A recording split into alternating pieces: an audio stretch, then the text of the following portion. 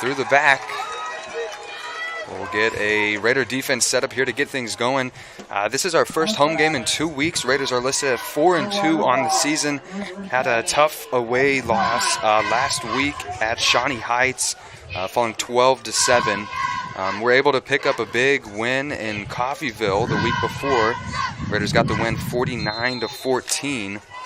And a little bit of background on Clearwater, who's coming in at 2-4.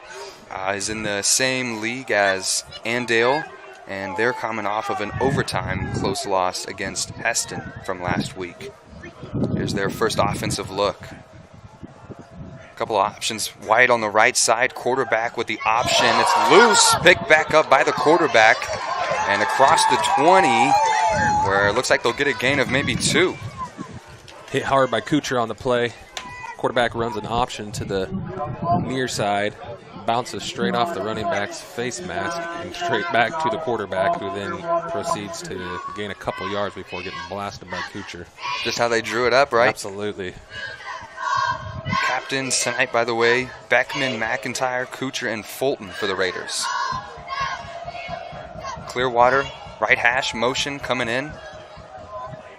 Fakes the option, quarterback gonna run through the middle across the 25, maybe 27. We'll get a 3rd and short. Brody Oviatt on the tackle there. Fake the pitch sweep here again to the near side, and it's kind of a quarterback counter right back up the middle. Not a badly drawn up play there. Gains of about 7. Bo Rubidoux is the junior starting quarterback there for Clearwater in the 1. Just a couple of runs for him here on the ground. We've seen the option both tries. Now they'll bring out 2 receivers wide left. One here close to us with a back. He's going to hand it off, and not a lot there. It'll be 4th down.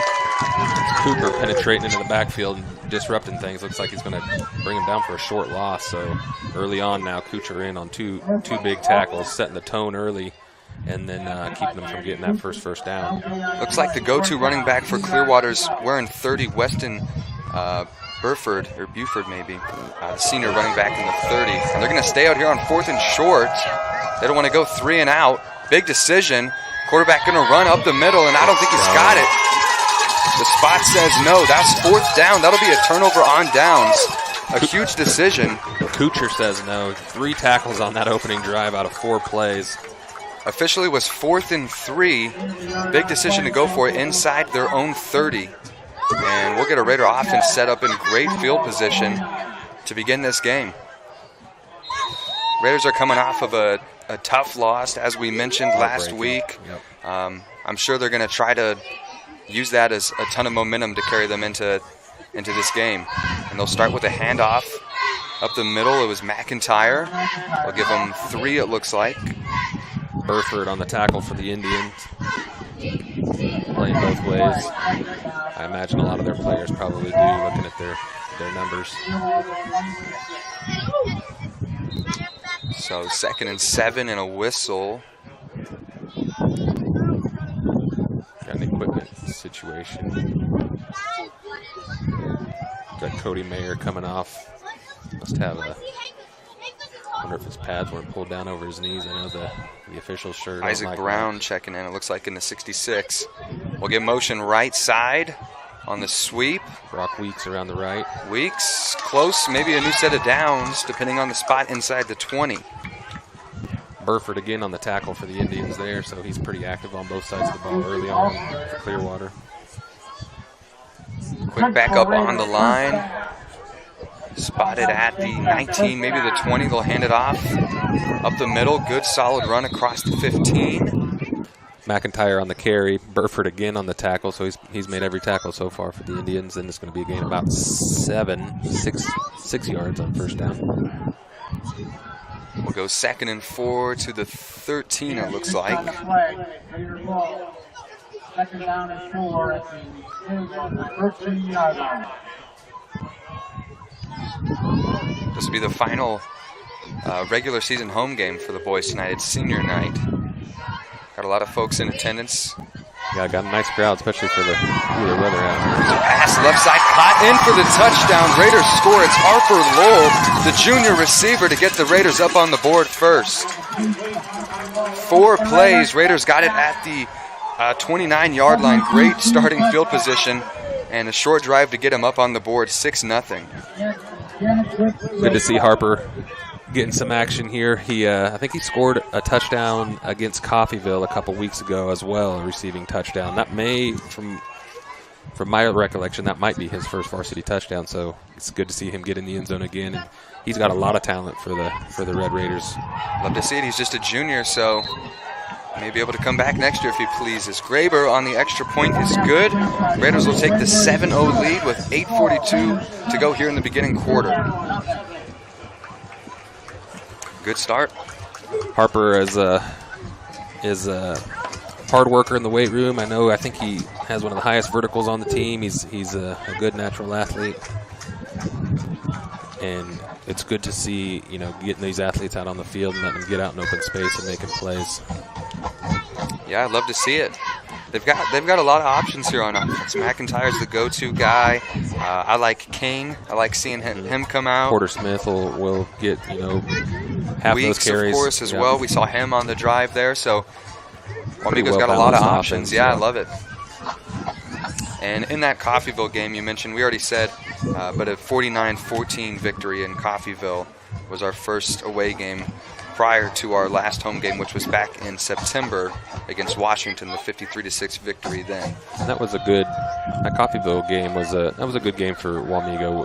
It was kind of unknown. Coffeyville had a pretty good season going, and it's always hard to compare when you don't have like opponents to compare it against. But long road trip down there, you never know how the kids are going to respond to that. But they went down there and took care of business, and Coffeyville has 2 or 3 D1 commits on their team too. So they're not they're no slouches, but we definitely took care of business.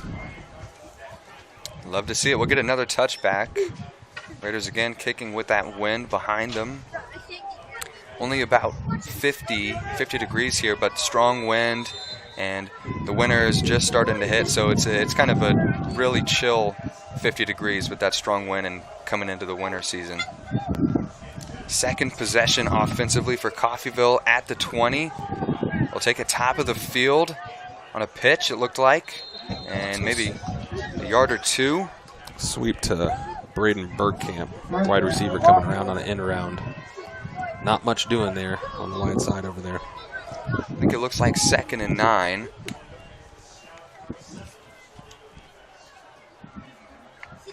So they'll move up to the top hash. They'll bring 2 receivers close to us. Rubidoux takes the snap, rolls close to us. Fires, he's got his man and a big hit, but the catch made close to the 30-yard line and tackled out of bounds. Looked like I saw Brody Oviatt out there. I think it was Logan Curtis coming up from the safety spot to make that hit. That was actually a well-executed play by Clearwater.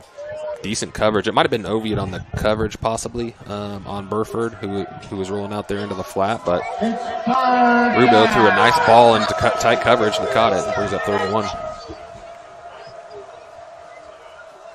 3rd and 1, motion across the field. They'll hand it up the middle. Diving forward to the 30 should be enough.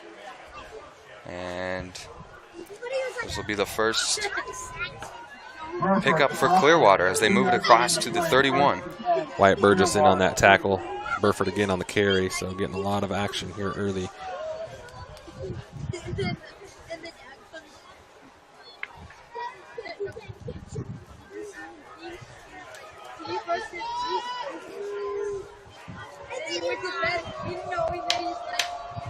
Raiders defensively, a lot of guys coming across the line. Looked like a blitz there, and I think it paid off. They might have got him behind the line of scrimmage. Clearwater wanting to move over left across the field. That was Anthony Cagnes coming, flying up from the defensive secondary and making that tackle in the backfield. I know we talked about it at the last game we did, but our safeties play very aggressively as a style of our defense, and they really fly to the ball and fly to the line of scrimmage. We had Dawson Teichman last year that was just the absolute pinnacle of flying around safeties, and these kids have got big shoes to fill. Oh, nice pass there. Yeah, 2nd and 11. Clearwater goes to the air and they get the pickup. It'll be across the 45. Sophomore Chance Kessling on a nice catch there. Again, Rubo throwing on the run and dropping some nice balls in there. Were really accurate early on for him on his 2 pass attempts. We'll go 1st and 10 here for Clearwater. 2 receivers top of the field. A motion across and the pitch outside.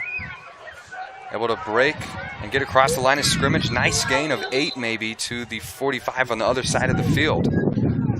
Yeah, that's said his name a lot, but Burford on the lead block there blocked 2 guys to seal the edge for Bergkamp to get that end around. That same play they ran earlier in the drive that went for nothing. This time they get 8 yards out of it and get that block out there on the edge. Ran out of bounds there by Cagnes again. Yeah, we'll go 2nd and 2. 7th play of this drive, and looks like maybe stumbling there at the line of scrimmage. Might be a 3rd and 3. I'm admiring how well they're able to move the ball. I mean, obviously they came out and went for it on 4th and 3 in their opening possession. I'm sure they must feel pretty confident in their ability to move the ball, and they've been able to do a good job so far on the ground and through the air as well. Aiden Heffley on that last tackle for no gain, so we got actually a loss of a yard, so 3rd and 3 here. 3rd and 3, open field to the right side, fake the pass. Rubidoux running up the middle and back to that 45-yard line. We'll get 4th down, 4th and 2.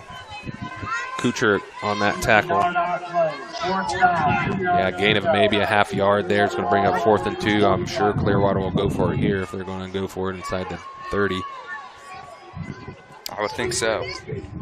Be interesting to see if they go to the air here, which is kind of where they had their best success. I mean, the interior run game has not really been there for them up to this point. It's more been getting to the edge. I'll say also they like to roll out to the right if they're going to pass, but Rubidoux is going to keep it and gets the 1st down. He'll get up to the 40, and that'll be our 3rd set of downs, I believe.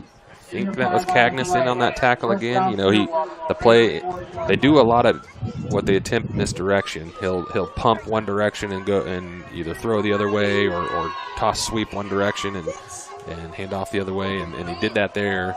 But then it looked like he was going to run outside and kind of cut it back in and found a lane, and it was a nice cut.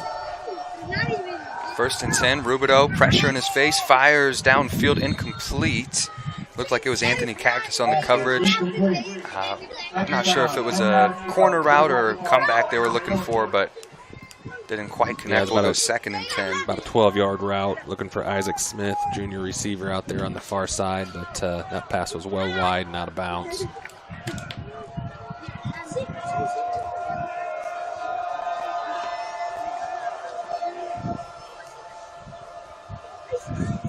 Second and 10, motion coming around the right side, a little reverse to the halfback. It's Burford on the carry again. And they'll give him 2. 3rd and 8. And that's great awareness by the defense. I mean, the offense there had the whole field on, the right side of the field. They had motion coming that way, and then they get that back to get a little inside pitch and take it the other way. They really like to run those counters, misdirection. They're trying to confuse the defense with a misdirection, and now they'll go staying home there. 3rd and 8. Again, right side of the field to work with. They're going to roll out right for pass. Pressure is there. Can't get to him. Fires incomplete. Almost great edge rush there and tackle for loss by Brody Oviatt. But he does force the pressure. Yeah. And the incompletion with a penalty flag. First one so far. Oviatt came flying up the middle. Well-timed blitz. Illegal man downfield on Clearwater. So might be declined, being 3rd and would be 4th and 8 if they decline it. It'll be interesting to see what they decide to do here.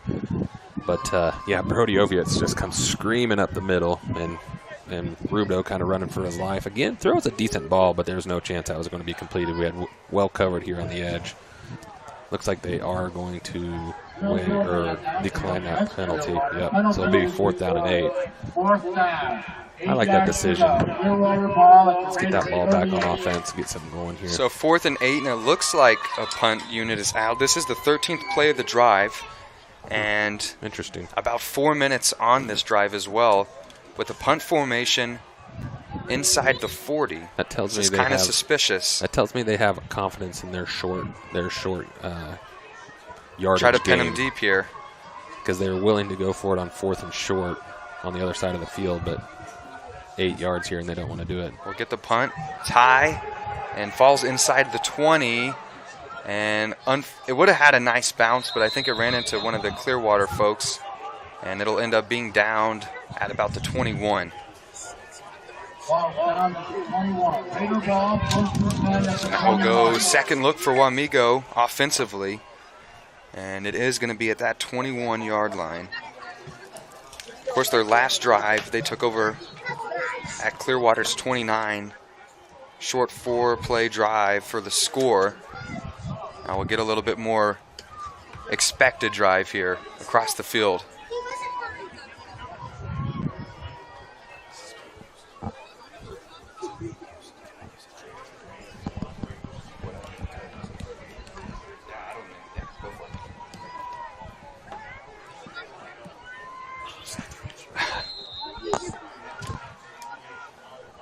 Raiders 1st and 10.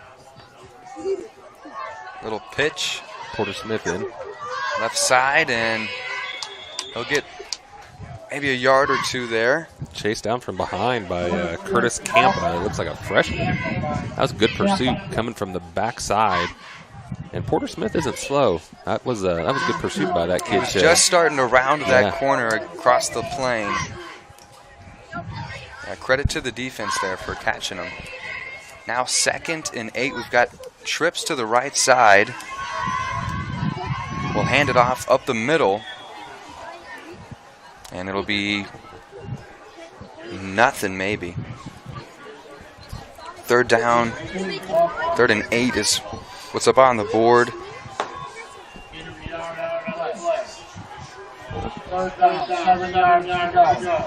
And Raiders with a big 3rd and 8 after getting the ball back. Still looking for that first down on this new possession. Was that Smith on the last carry, too? Was that a run up the middle? I couldn't get a read on it, unfortunately. It looked like it was almost even a kind of draw, maybe. Got Lowell here on the near side. We'll take the snap, looking to pass. Got it to Weeks, and Weeks breaks the tackle. Big gain across the 40 and out of bounds.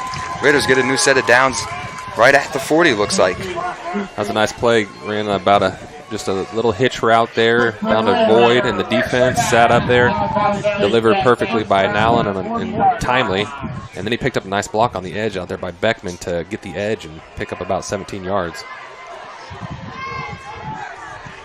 Porter Smith on the carry there up the middle. Nice hard run by Smith. Just kept his feet churning. Now up to the 48. Got about 8 yards on that 2nd carry. and 2.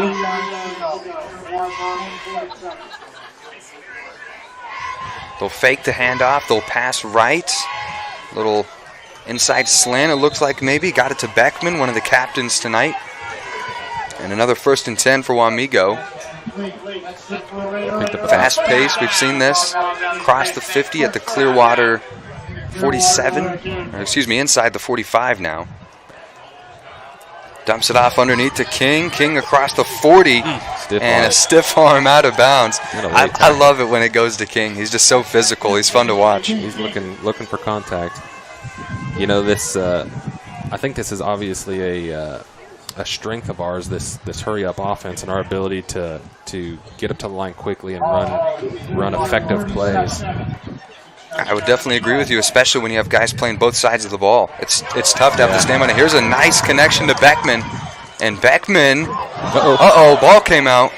Over to the 20. It looks like he was able to fall on top of it. Trying to be greedy there at the end. And thankful to fall on top of it. But a nice another play to Beckman. And the Raiders are here now inside, or well at the 20. 1st and 10. Handoff to Smith, who's able to dive maybe for a yard.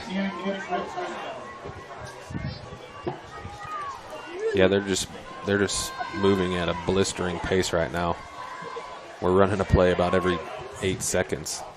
We'll go back to Smith. This time he's able to get maybe 2, but a 3rd and 8, 3rd and 7 coming up for the Raiders. Here's our 10th play of the drive, a whistle before the snap. Now we got another equipment. Yeah, Weeks has got to come off. They'll bring in Drew Erickson. Knee pads above the knees. That's what that is. That's what they're calling. I think they've done that twice now. That's interesting. Got to keep them knees safe. And now it looks like we'll get a timeout from Wamego with 1:38 still here in the first, but a big 3rd and 7. Raiders inside the Clearwater 20. Yeah, for as fast as we're moving, we're just kind of moving the ball efficiently, matriculating it down the field, not necessarily big chunk plays. Had a couple of decent plays, but really pretty just methodical. Yeah, I mean, here's a 60-yard drive. They started over across at the 21, and as I mentioned, this is the 10th play coming up on here. They've gone through the air 3 or 4 times, I think, on this drive, and it's been effective. Yeah. This has been a great drive for them. I don't know that we've had an incompletion up to this point, actually. It's been pretty accurate passing by Nowlin. You know, I mentioned the fast-paced offense and the no-huddle and up to the line quick. My understanding at the Shawnee Heights game last week, that was kind of hindered a little bit by the officiating. They were kind of holding – they were not letting us move as quickly as we were used to moving, which kind of hindered our ability to kind of gain that momentum, I think, a little bit. But definitely not the case tonight. Here's a big 3rd down. Pressure coming from Nowlin. Fires to the end zone. Did he get his feet in? It was caught over in the corner. It looked good from up here. And they're going to say he got it. Did he get it in the end zone? Yep. That was a catch. That was a touchdown. Heck of a catch. I can't even. Jace Johnson on the catch, I believe. Just Nowlin rolls out to the left and just throws a pinpoint pass right at the pylon. Heck of a play. It was Jace Johnson in the 23. I mean, it looked good up here, and I think that's the right call. Raiders get it 13-0. Now taking the lead from the timeout. A big drive from Wamego and a heck of a play on 3rd and 8. Decent coverage there, too, by Clearwater, and the ball was just thrown to the perfect location. You couldn't defend it. It was just a matter of, can you catch that and bounce and make a play? And Johnson caught it with his hands and toe tap, just like you like to do in the backyard, you know, toe tap and get it in. I think that would have been good in the NFL. It looked like he was able to get them both right there in that bottom corner. And we'll go 14-0 Raiders lead. Their second score here the first quarter.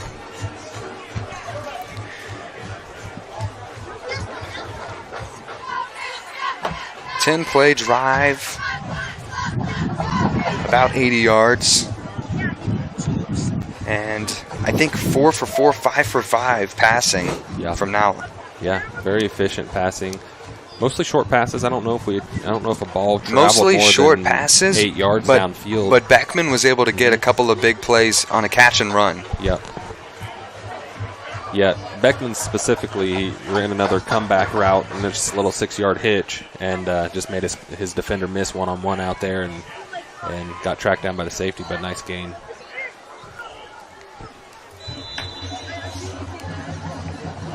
Graber set to kick again for Wamego. And again, it looks like we've still got that wind advantage. This one is going to fall inside the 5. It'll be picked up by Clearwater. Return. Uh-oh, trouble here. A lane to run. And thankfully brought down Wamego.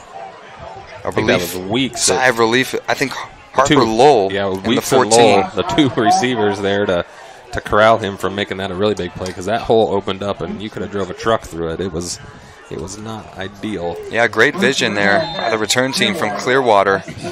Picked up speed, and you could just see it coming. Raider fans are able to breathe easy. That Lowell was there to bring them down. So Clearwater set up with nice starting field position here at the 43. Kickoff coverage was probably one of our weaker points last year as well. So that we've had so many touchbacks this year, hasn't really been much of an issue. Rubidoux fakes the pitch, goes right, and it's a loss of 1. We'll go 2nd and 11. Maybe only a handful more plays here before we get to that second quarter. Clearwater definitely not See the as pacing. interested in, not wanting to run the plays. They're more interested in running the clock and stuff, which is not a bad game plan by any means.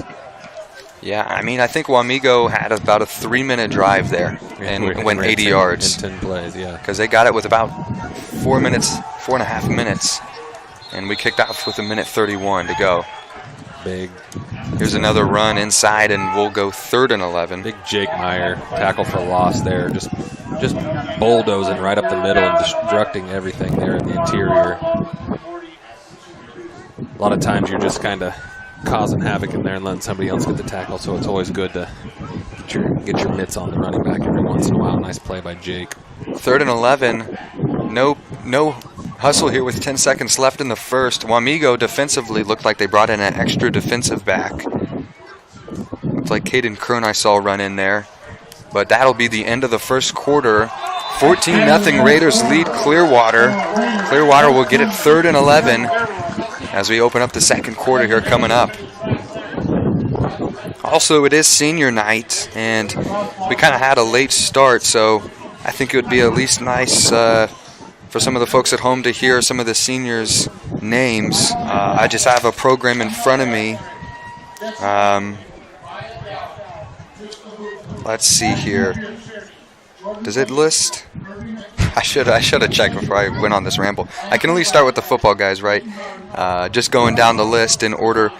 Broden Allen, the senior, Anthony Cagdis, Trayton Beckman, Wyatt Burgess, Porter Smith, Logan Curtis, Thomas McIntyre, Andrew Couchman Jr., Aiden Heffley, Brock Weeks, Gannon Kucher, Jackson Ziegler, Ian Cruz, Mason King, Drew Petty, Jake Meyer, Cooper Dow, Braden Fulton, Caden Beisenthal, and I would love to be able to get the other seniors recognized as well, if I can figure that out on this. I don't think you're going to be. They used to be able to list it, but I wanted at least to recognize some seniors since it is senior night, and we had a late start. Anymore. Here's the second quarter going long, incomplete. Anthony Cagdis on the coverage. I got to say, that's a heck of an arm by Rubidoux. Yeah, that ball went about 45 yards in the air, and he was rolling, on the move, too. Rolling, I mean, they're heading east now, and he's rolling here to the near side, so he's kind of throwing that across his body. That was a nice little throw. Granted, he has the wind with him, but still, that was if the receiver would have kept running, that could have been a big play for Clearwater. Set up in punt formation now. So 3 and out for Clearwater on their 3rd possession tonight with the ball. And they'll be punting away at the 42-yard line. And they do have the wind. Decent punt. Fielded inside the 20. Trying to run across the field. Looks like a clean block. And then out of bounds, across the 25 before the 30. Logan Curtis on that Not return. a bad return there, and a good effort there also by the special teams unit to give him a block. I didn't see who was able to get that through, but first thing I did was look at the officials to make sure that it was clean. I mean, I don't have the eye of officials, so I had to default to cross the field. Last week against Shawnee Heights, our only score actually came on a punt return for a touchdown by Caden Kern. So that unit contributing significantly this season. So Raiders get it. Top of the second quarter, 11:40. 1st and 10 at the 32. McIntyre back in the backfield. Get a little pitch out top of the field. Turn that corner. Nice pickup. 5 or 6 there, it looked like, for McIntyre. We'll go 2nd down. Sweep to the far side of the field, and really just stretching that defense and using our speed to try to get to the edge. And that quick pace from Wamego. They'll go handoff up the middle again to McIntyre. Across the 45, 1st and 10. Thomas showing his skill set there, running to the sideline on one play and then straight up the middle and getting a good chunk of yardage there as well between the tackles. They'll just let them keep running here now across midfield. 2nd and 6, if I had to guess. You know, I wish my fantasy running backs would get like 4 carries in a 25-second span. That would really add up a lot. That would be nice. They wouldn't last very long in the draft if that was the case. 2nd and 6, Raiders keeping it on the ground. This time they'll hand it off to Smith, who's got the first down across the 45. Just taking chunks of yardage on every play. Not huge plays, but just chunk yardage. 6 to 8 yards every play, just kind of wearing the defense down. And like you mentioned earlier, probably a lot of these kids playing both ways, so just wearing them down. 5th play of this drive, a minute into it. Rolling out right, Nowlin. Looking to pass, throws, incomplete, a little bit behind the intended target, Beckman. Yeah, on that particular play, Nowlin's rolling out here to the near side, and they had the play covered well. It looks like a zone defense, and they're kind of out in front of where the receivers were running to, and they kind of needed to just sit down in those voids. It looked like Weeks kind of trailing behind the play a little bit. Tried to do that late, but Nowlin couldn't see him by that point. Watching the Chiefs game last night, and they were talking about Travis Kelce and how he doesn't even run routes. Sometimes it's just finding voids and how him and Mahomes are on the same page, and that really they can't guard him. It just shows how effective that is, and having that relationship with the quarterback receiver combo. Here's a sweep play up to the 30-yard line, close to a first down. Drew Erickson, the sophomore, getting some action in there. Nice play. And they'll give it to him there at the 30-yard line. 1st and 10, Raiders back up at it. Smith, and tackled maybe behind the line of scrimmage. Yeah, that's that freshman, that Tampa. 2 times now he's pursued from the backside and gotten Smith after either a short gain or this time in the backfield. So that kid's got some potential.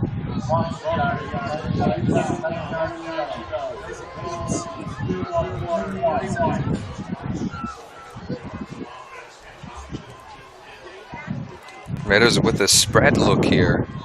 2 receivers either side. They've got King next to Nowlin. Takes the snap, fakes the handoff. Nowlin protection, fires, passing, incomplete, almost intercepted.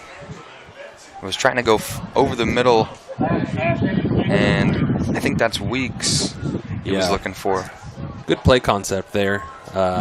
Weeks was actually open. Nowlin just overshot him a little bit. Weeks stretched up for it, couldn't quite bring it in. Defender playing behind him a few yards and hit the defender right in the hand. So definitely could have been intercepted, but good play call, and would have been a first down had the pass just been a little bit lower. I think it was a little bit high, and I'm wondering if he was trying to catch him downfield further, but just barely missed him. We'll go 3rd and long here. Nice one-handed snag again by the sophomore, who spins up to the 20. It'll be 4th and short. Wow, that's a nice play by Drew Erickson, who's getting some attention tonight. Yeah, Drew doesn't want to leave the field. Nice little out route out into the flat. Well, I mean, that's a perfect opportunity for him. You've got all these different targets. He's kind of the young gun, and they're going to need to depend on guys. And when one thing hasn't worked out, I mean, we've had 2 incompletions on this drive through the air, but Erickson one-handed trying to be Mr. Reliable. They'll go to Smith on 4th down, and he's got it inside the 20.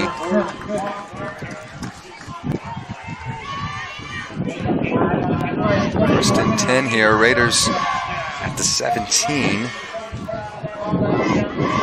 Smith again, who's wrestled down close to the 15. That's Isaac Smith. And on those last 2 tackles, linebacker for the Indians, doing a good job of minimizing the damage on those quick run plays by the Red Raiders. Nowlin outside of the pocket with a man on him. Sheds the tackler, still on his feet dancing, and gets out of bounds. Maybe close to the 15. We'll go 3rd down. Pruitt showed some athleticism there, rolling out to the right. Beckman was open early. He hesitated and didn't want to risk it in the back of the end zone there. It would have been a tough pass completion, but ran through a tackle from behind and made something out of nothing and got a couple yards. Brings up 3rd and manageable at least. Well, here's another similar situation. We saw the touchdown on 3rd and 8 back in the first quarter, about similar field position. Here's 3rd and 7 with the Raiders attacking right here. Motion left side. Nowlin rolling out left. He's got 2 men. He'll go to the sophomore, and he's right there at the first down line.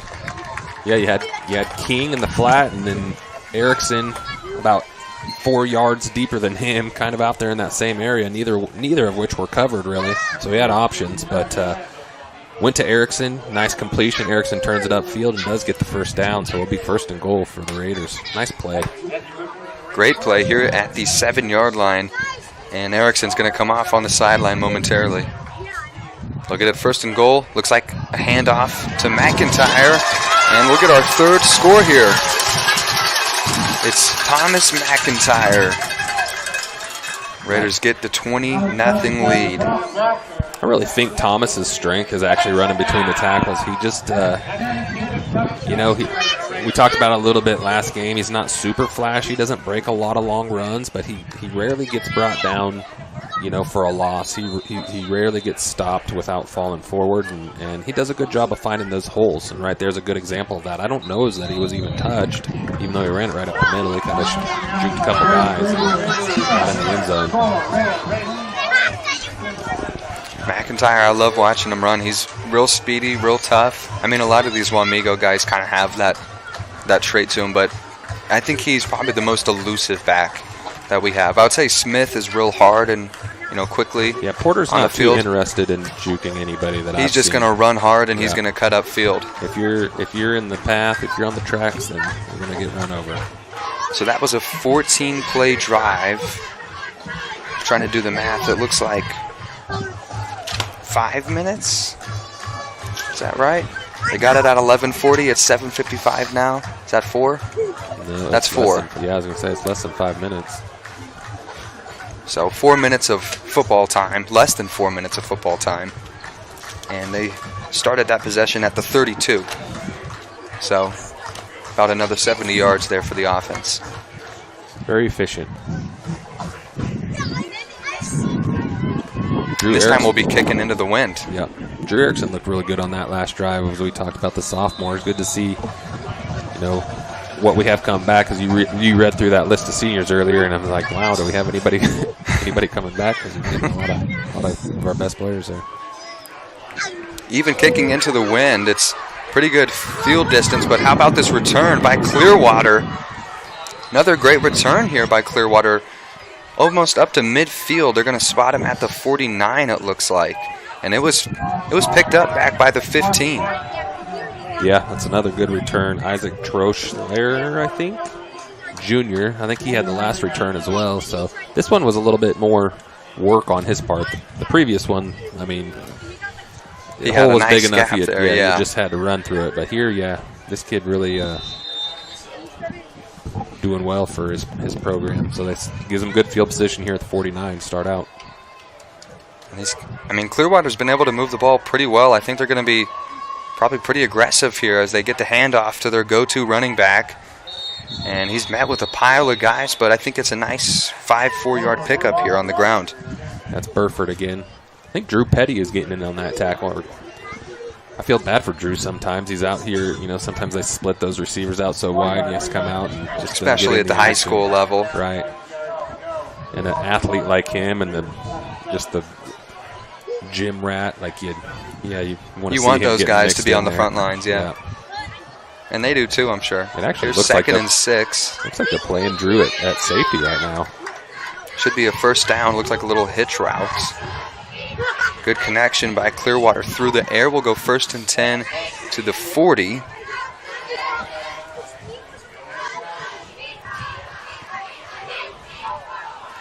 First down, and now they'll bring out a couple of receivers wide left. They'll try to look back to pass again. Pressure comes in right away.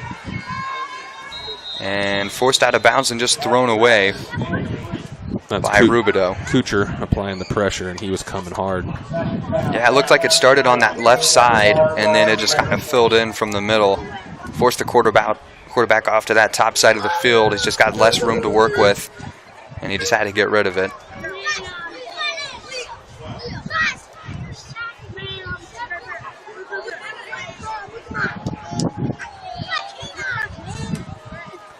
like Petty's over there at corner again now. That was interesting. He looked like he lined up at safety there for a play or two. Come out in a similar formation with motion to the open field. Quarterback's going to keep it, and he's met behind the line of scrimmage. A big play defensively. Brody Oviatt.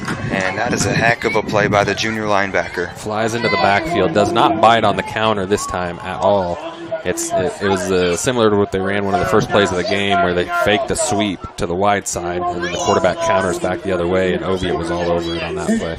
That is a loss of 3 on the pressure there from Oviatt. And look at this formation here from Clearwater. Everyone's bunched up in close. They're going to drop back pressure again right away for Rubidoux. Rolls out, and it's going to be picked. Attaboy, Drew. And Drew Petty comes up big with the turnover. He was kind of juggling it, but he ends up getting the interception. Yeah, you had Jake Meyer break Last through home early. game he had a pick as well. Yeah, he did. That's Pick right. 6, I think, right? I think so, yep. Yeah, he had Jake Meyer break through early, applying the pressure. Their pass game seems to be a lot of rollout for the quarterback, so I'm guessing that's kind of his comfort zone, but really applying that pressure, not letting them settle into the pass, and threw a hard ball. Drew sticks it out.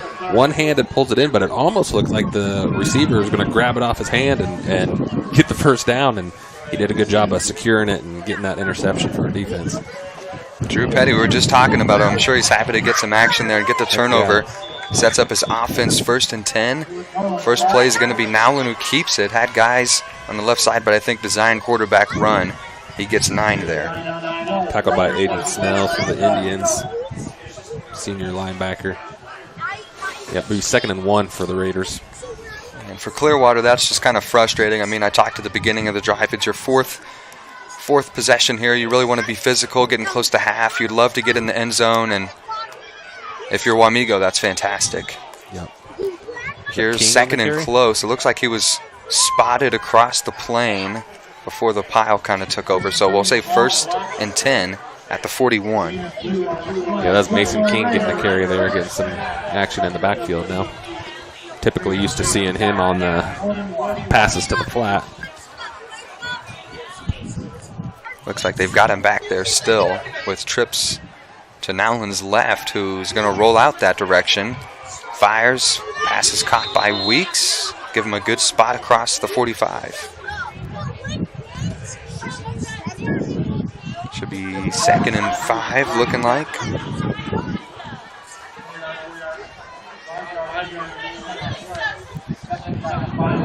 Smith will check in.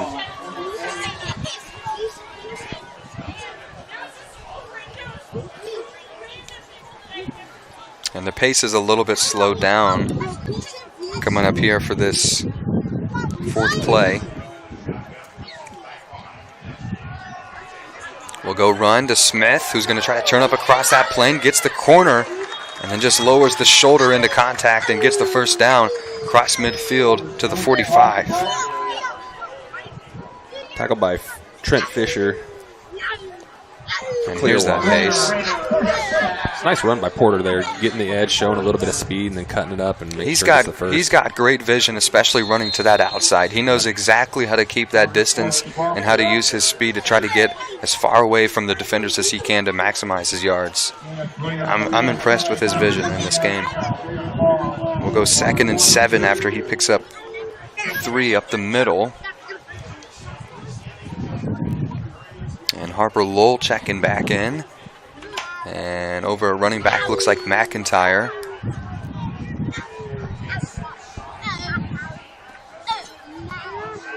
Four to go before the half. We'll go to McIntyre. Patient running, cuts back inside, still on his feet. And finally brought down at the 25. Got a 20-yard pickup there. Yeah, that was a nice run. Like you said, patient, cutting back, waiting for his blocks. Ran through a tackle, kind of did it all there. Finally brought down on the play by Snell for Clearwater, but not after a big gain. And here's Logan Fulton checking in wearing the 7. I'm curious where he's going to line up. Quarterback. Interesting here. Yeah, he's their backup quarterback freshman. He's a stud. They've got Nowlin in motion. They're going to fake the pass and let the freshman get some action as he runs up the middle. Runs guy. into contact and does pretty well, holding his own across the 20. Yep. Logan ain't afraid. Kind of a utility player almost like Taysom Hill checking in. And we'll get 2nd and 1 with Fulton still there at the cue. Looks like Nallen will play receiver, which is historically, I think, is his natural position. They're going to let him run again, trying to get the first down. He's right there at the line. The spot is going to be enough, it looks like. So they'll give it to him. We'll go 1st and 10 at the 15. And the 9th play of this drive coming up. Senior Braden Fulton, the center. I mentioned this last game too, but that's his older brother, so brother to brother there. You did mention that. That's really cool that they get to play in that formation as well. And I think the last game we called, Casey Washington, I believe they brought Logan in the second quarter with some varsity He action definitely there. came in the second half for sure. Here's 1st and 10. It's it's the sophomore who's across the 10. It's Drew Erickson who's back in the game. And we'll see 2nd and 3, 2nd and 4. Drew is getting some valuable reps today. I'm liking it. I'm sure he's liking it too. If you can be a dependable player, I mean, you're going to get time on the field. And he's trying to prove that tonight. 2nd and short. Will roll out left side, looking to pass corner of the end zone. Oh, incomplete. Adam. Looks like it just kind of bounced off of him. I think it was Lowell in the 14. He had it. That was actually a really well thrown ball by Nowlin. Rolling to his left, so not his natural throwing direction, and kind of put a nice touch on it over the top of the defender and dropped it in the corner of the end zone back there, and just looked like it just bounced off his hands. Yeah, I mean, it's hard to see because it's so far away from us in the corner, but as a receiver, those are plays you just dream about, and those are the ones that you want. I mean, he had beat his guy. He's going right for that corner of the end zone. It's just a foot race if you can just catch it in. It's hard to see how it catchable it was, but it definitely hit him. It definitely didn't fall over the top. It was a great look by Nowlin, but, man, that's one that you'd love to end up working out. They'll give it to McIntyre instead, and McIntyre is going to score on back-to-back possessions for Wamego as they take the lead and extend it up to 27-0. Yeah, for the second consecutive time, McIntyre getting a carry straight up the middle and very little resistance on his way into the end zone. 11-play drive. About 5 minutes off the clock that time. Similar drives we've seen tonight. Yeah. As far as like length and number of plays and time on the clock. It's been like machine work almost. And Graber on the extra point is good as well. We'll go 28-0 with 90 seconds before the half. Raiders are looking good. Be interesting to see if Clearwater tries to push and make something happen here before the half, or if they'll just try to take it, the damage, and get into halftime and make some adjustments. Yeah, I mean, we're here, we're rooting for the Raiders, but I was really wanting to see them. I was wanting to see them do something on their last drive. I mean, not that I'm rooting against Wamego, but that was kind of the detrimental point, I felt like, where they're down by 3 scores. We're getting close to half. They obviously have confidence. I mean, you don't open up the game and go for it on 4th inside your own 30, and they've been able to show a lot of promise. But I mean, Drew Petty just came up with a great play on the pick. I'm more happy to see that for him, but it will be interesting to see what they want to do here with 90 seconds left in the half. Our defense has done a great job of containing. Nice little squib kick here. Loose ball still, and they're just going to fall on it. That's the right decision to do there. Clearwater just taking it in. Not even in bad territory either, almost at the 30. Yeah, that's probably a smart decision. Last thing you want to do as a... Cough that up right there, right next to the end zone. Or as a coverage team is give up a kick return right before the half. I mean, the last 2 returns they had were both significant chunk plays. So I like the squib kick call, and it worked out really well. Special teams has been kind of been tough these last kicks for Wamego. We saw great back-to-back returns for him, so I like the adjustment. Especially kicking into the wind where that ball is just not traveling into the end zone. 1st and 10 at the 29, spread look, Clearwater, pressure escapes, fires, caught, and across the 35 out of bounds. Pushed out by Andrew Couchman Jr.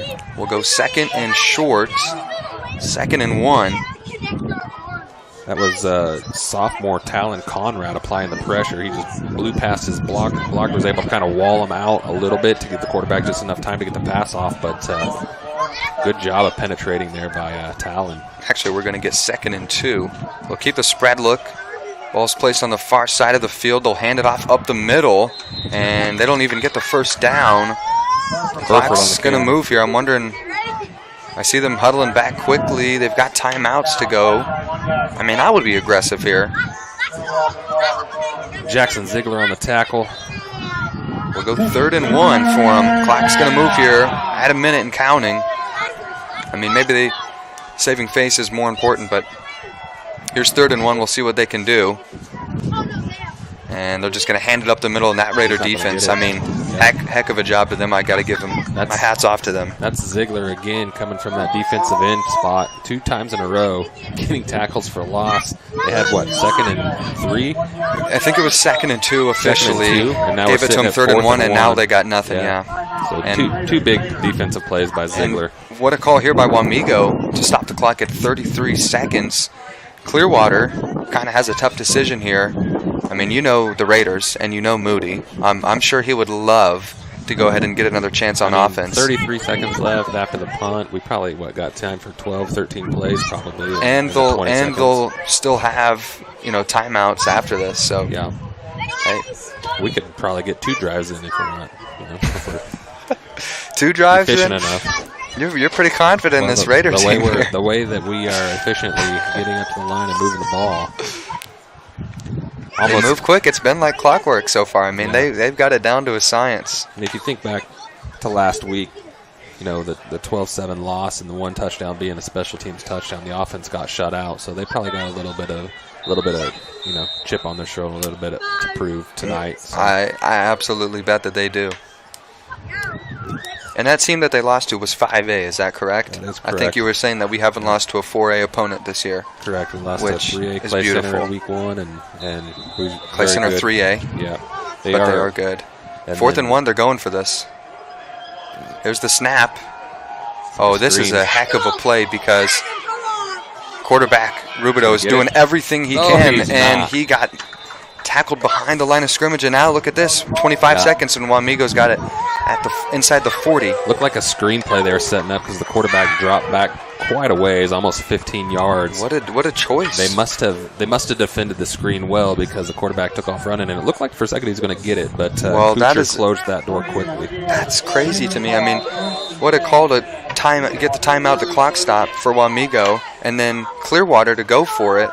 And now Raiders get the stop, and they're going to try to score here. 2-minute offense here, 25-second offense. We'll call it. I think we've got 1 timeout left, so we'll see here. Here's the pressure from Clearwater. Ooh! And is that was they trying to set up a screen? Flag is coming out. Somebody's got the ball at the 34. I have a feeling this is going to be an illegal man downfield. It was a screen, but we caught the ball. The blitz came fast. We caught the ball and downfield. I think it was a screen. So. Yeah, an eligible man downfield. So the lineman didn't do anything wrong, but the receiver was too deep on the screen, and he caught it beyond the line of scrimmage, so makes it an illegal play.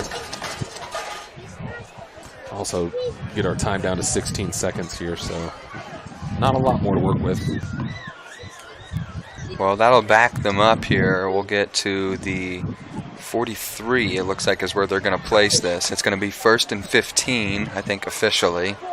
But, we got under 17 seconds to go. We got a timeout. Oh, clock's rolling right now. The clock is happening right now. I don't know why that's happening. Well, because it's under 10 seconds before we snap it. It's 6 seconds when he snapped it. This might be the last play.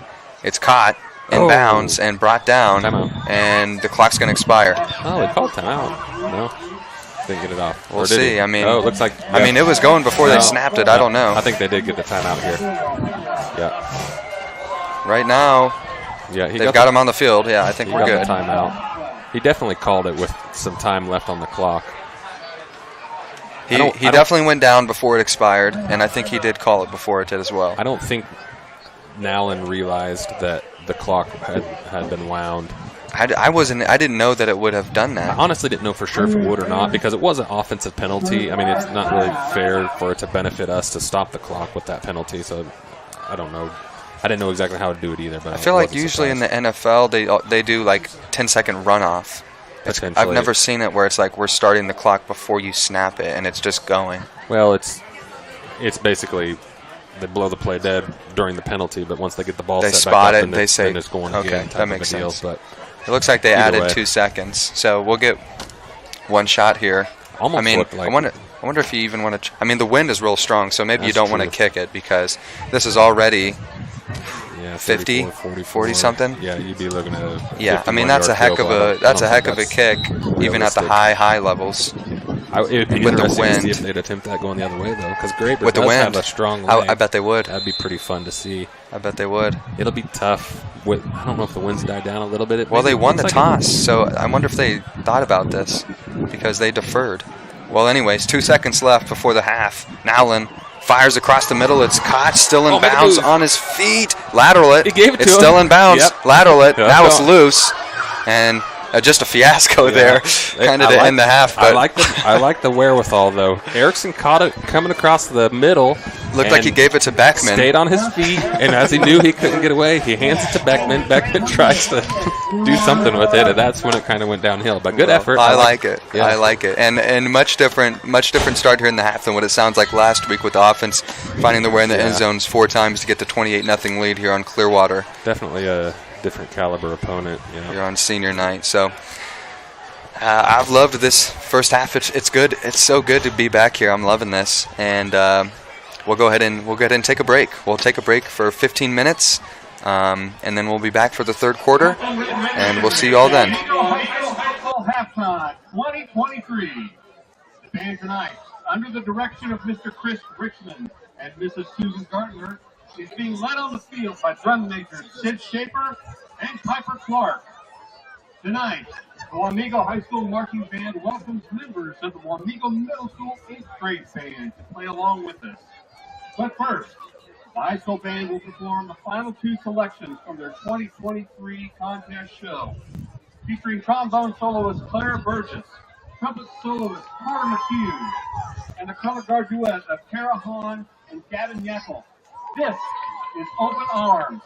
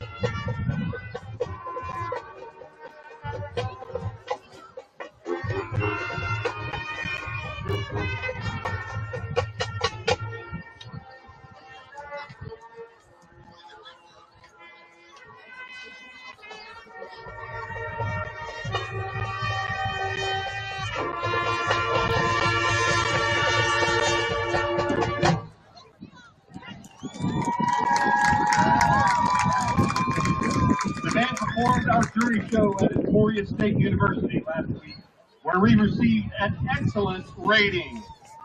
We will perform it again October 23rd when we compete at the High Plains Marching Festival at Fort Hays. We finish out our journey show with Don't Stop Believin'.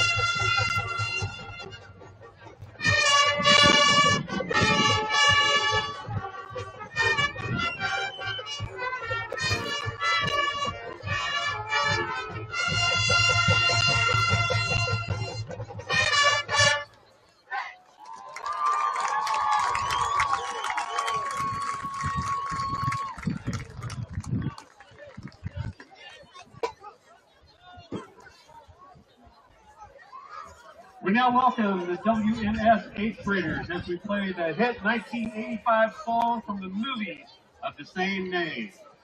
Who you gonna call?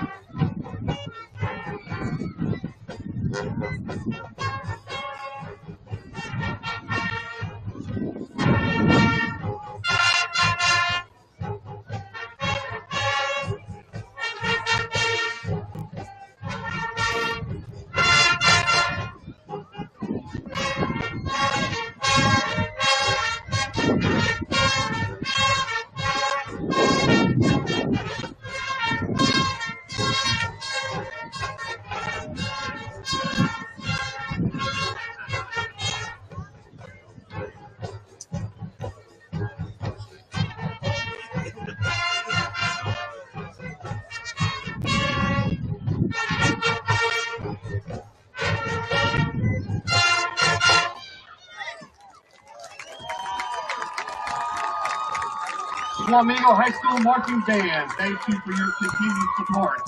This is Brian Wooler, the voice of the Wamego High School Marching Band, and we hope you enjoy the rest of the game.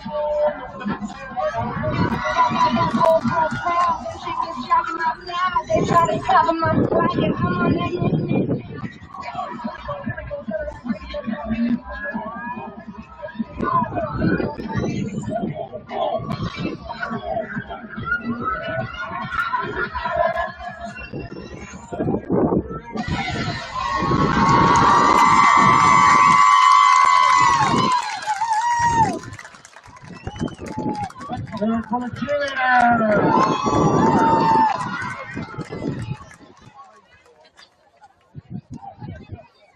Now your Wamego High School dazzlers and senior captains are half choreographed by Dazzler senior captain Hope Jacob.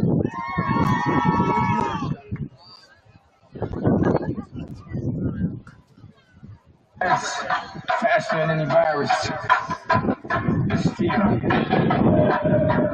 And when it comes to fear, you can either forget everything and run.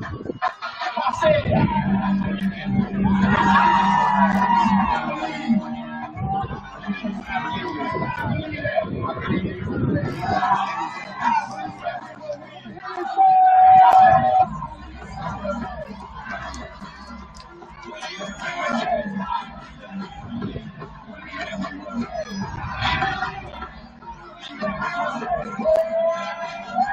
it's not how you fall, it's how you get back up. And when them killers with the stronger one, but they let it all take a swing.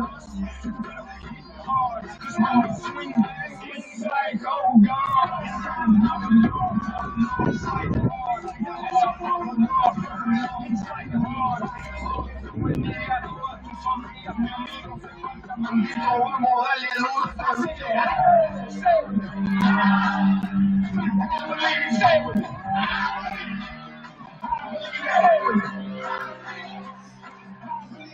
por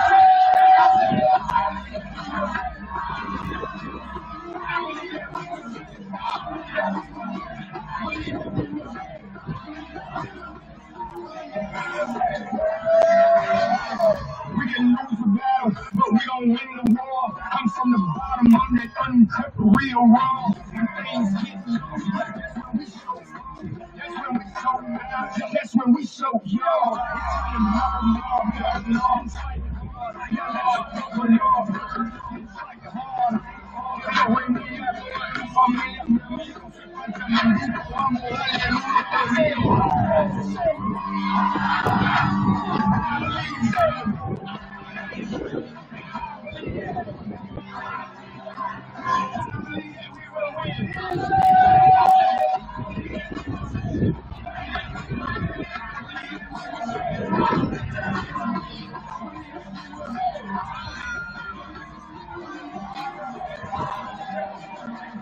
Bottom line, no matter what, face everything and rise.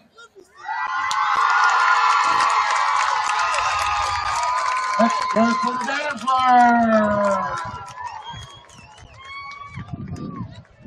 Here come the Raiders.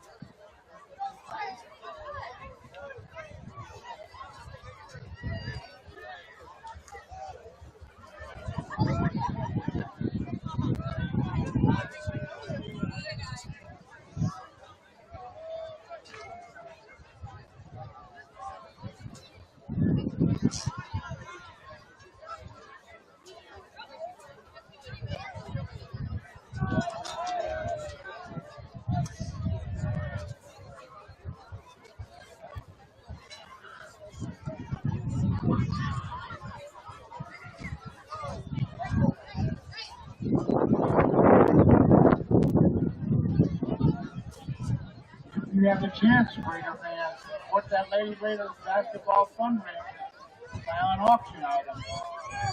Auction item number 1 is basketball, middle school, and high school basketball games. Item number 2 is free purchase funds for all home, middle school, and high school basketball games. Item number 3 is guest coach Matt, Lady Raiders. Two winners. Item number 4 is 2 free golf lessons, Coach Miller.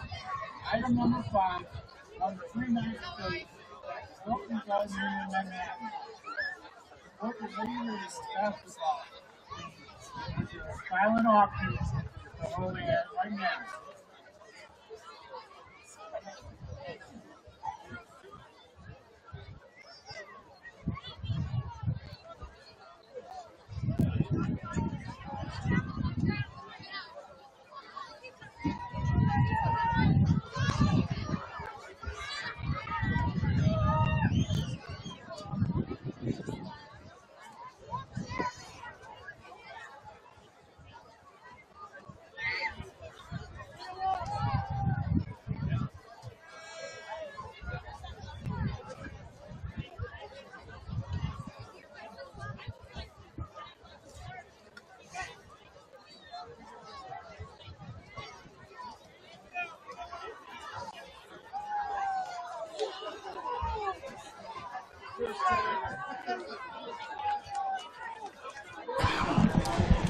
All right, everyone, welcome back.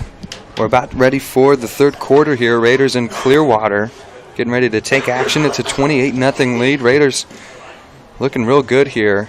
And I think we get the ball because I believe we deferred to start the game. So we should see the return team come out here. First time tonight. And as far as I can tell, it looks like McIntyre and Kuchar out there. We're going to be deep for the Raiders to return. And I think it's still about the same conditions weather-wise. It is. That wind is still pretty strong out there. It is whipping out there. It gets spoiled up here in the booth. I went out and went to the concession stand, and it's cold. It is cold. No. See, now this is something that we were talking about at the end of the half because we said if the field had flipped, maybe we would have tried a field goal And I'm sure they probably took that into consideration because, say this was a close game, we'd be having the wind advantage in the fourth quarter. Yep. So when you really need it. Yep. Yeah. So as ideal as it would have been in that second half, it's more strategic to play it out this way. I'm sure they designed it to receive this way and then finish with the field flipped, like we'll see. Here's the kick from the 40. Raiders are just going to let this one sail over. And we'll get 1st and 10 coming up at the 20. Like Kuchar maybe misjudged that just a little bit and let it. It's that wind. Yeah, it just kept carrying. It wasn't a super high kick, and I'm sure he would have preferred to return that if he could have, but it just kept carrying and got over his head. But at least he didn't touch it. Well, we'll get a feel for things as we get ready. We'll be heading into the wind here. Score update from the area. It looks like Clay Center has a 13-0 lead over Rock Creek. Rock Creek. Here's McIntyre. Nice run by McIntyre. Gets the first down, about a 13-yard pickup. Real tough run there. Got about 5 yards after contact, I think. Yeah, it looked like it was going to be brought down and kind of drug that defender and past the first down line and gained another 3 or 4 yards. So, yeah, 13-yard pickup. Raiders keep it here. A couple of receivers close to us. We'll do the handoff. Cross the 25, maybe pick up a 4. Again, McIntyre. Looks like Smith will check in for him, give him a breather here early.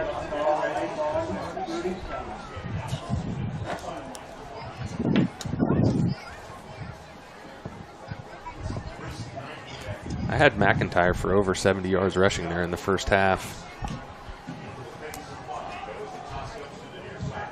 He had some good runs here. Up to the 40 is Smith. I'd be curious to know passing yards right now. Beckman, I know, had a lot of yards after the catch. Probably at least 50.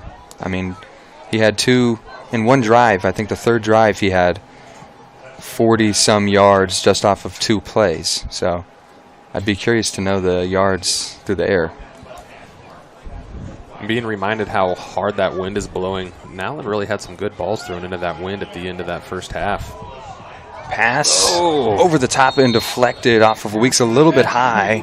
And you can see he's frustrated with that. We're going to get 4th down now. Second time that he's gone to an open Weeks and just delivered it a little out of his reach. Yeah, I was curious where he was going to go to that because it looked like he had King for sure on the check down.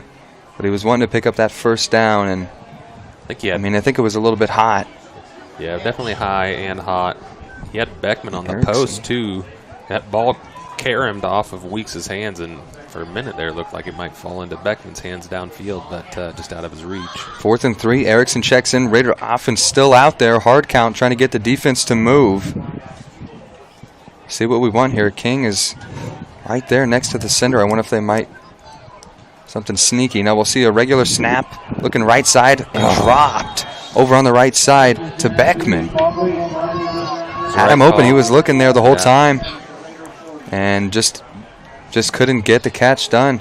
So turnover on downs on 2 back-to-back incompletions by Wamego. It was like a 7 or 8 yard hitch, and he had plenty of cushion. Ball's slightly low, but definitely catchable. Beckman wishes he had that one back. Well, still comfortable for Wamego, 28-0 lead. But here's an opportunity for Clearwater. I mean, you're starting out at the 40-yard line. Probably best field position of the night, I would guess. Clearwater, yeah. I don't think they've been. I can't recall. I guess they started the 49 that one time, but they had those couple of good returns. But I mean, 40-yard line is nice. Yeah. And they'll start with a run, which gets 2nd and 9. I think Burgess was in on that tackle, and maybe was Roman Evelyn in there as well. I'm really surprised that they decided to go for 4th down before the half, having Wamego stop the clock as well. I'm kind of curious, like what the game plan is for them. Now rushed out to the right side, firing down the sideline, incomplete. They didn't really see anything open for him.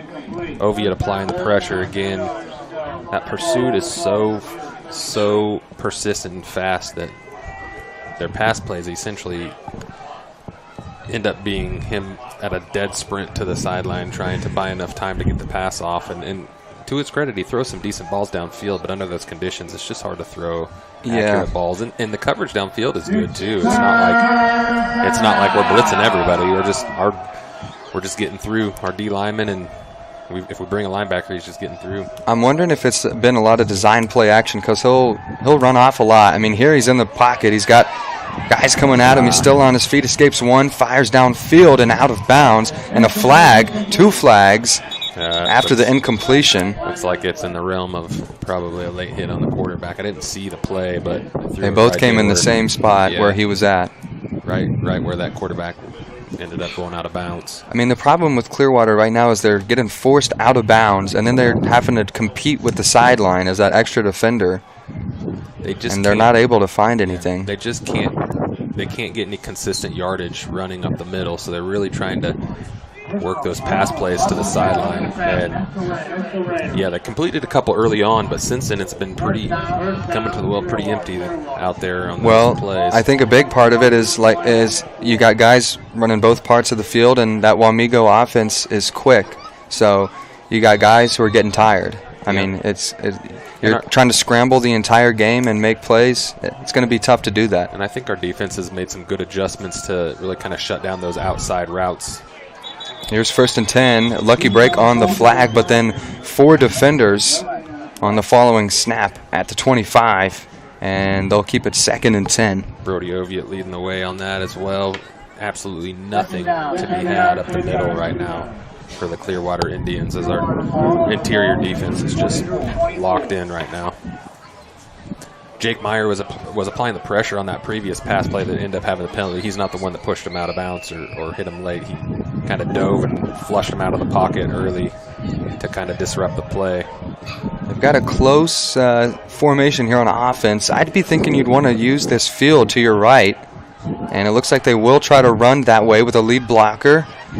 Gets around the corner and is wrapped up out of bounds close to the 20.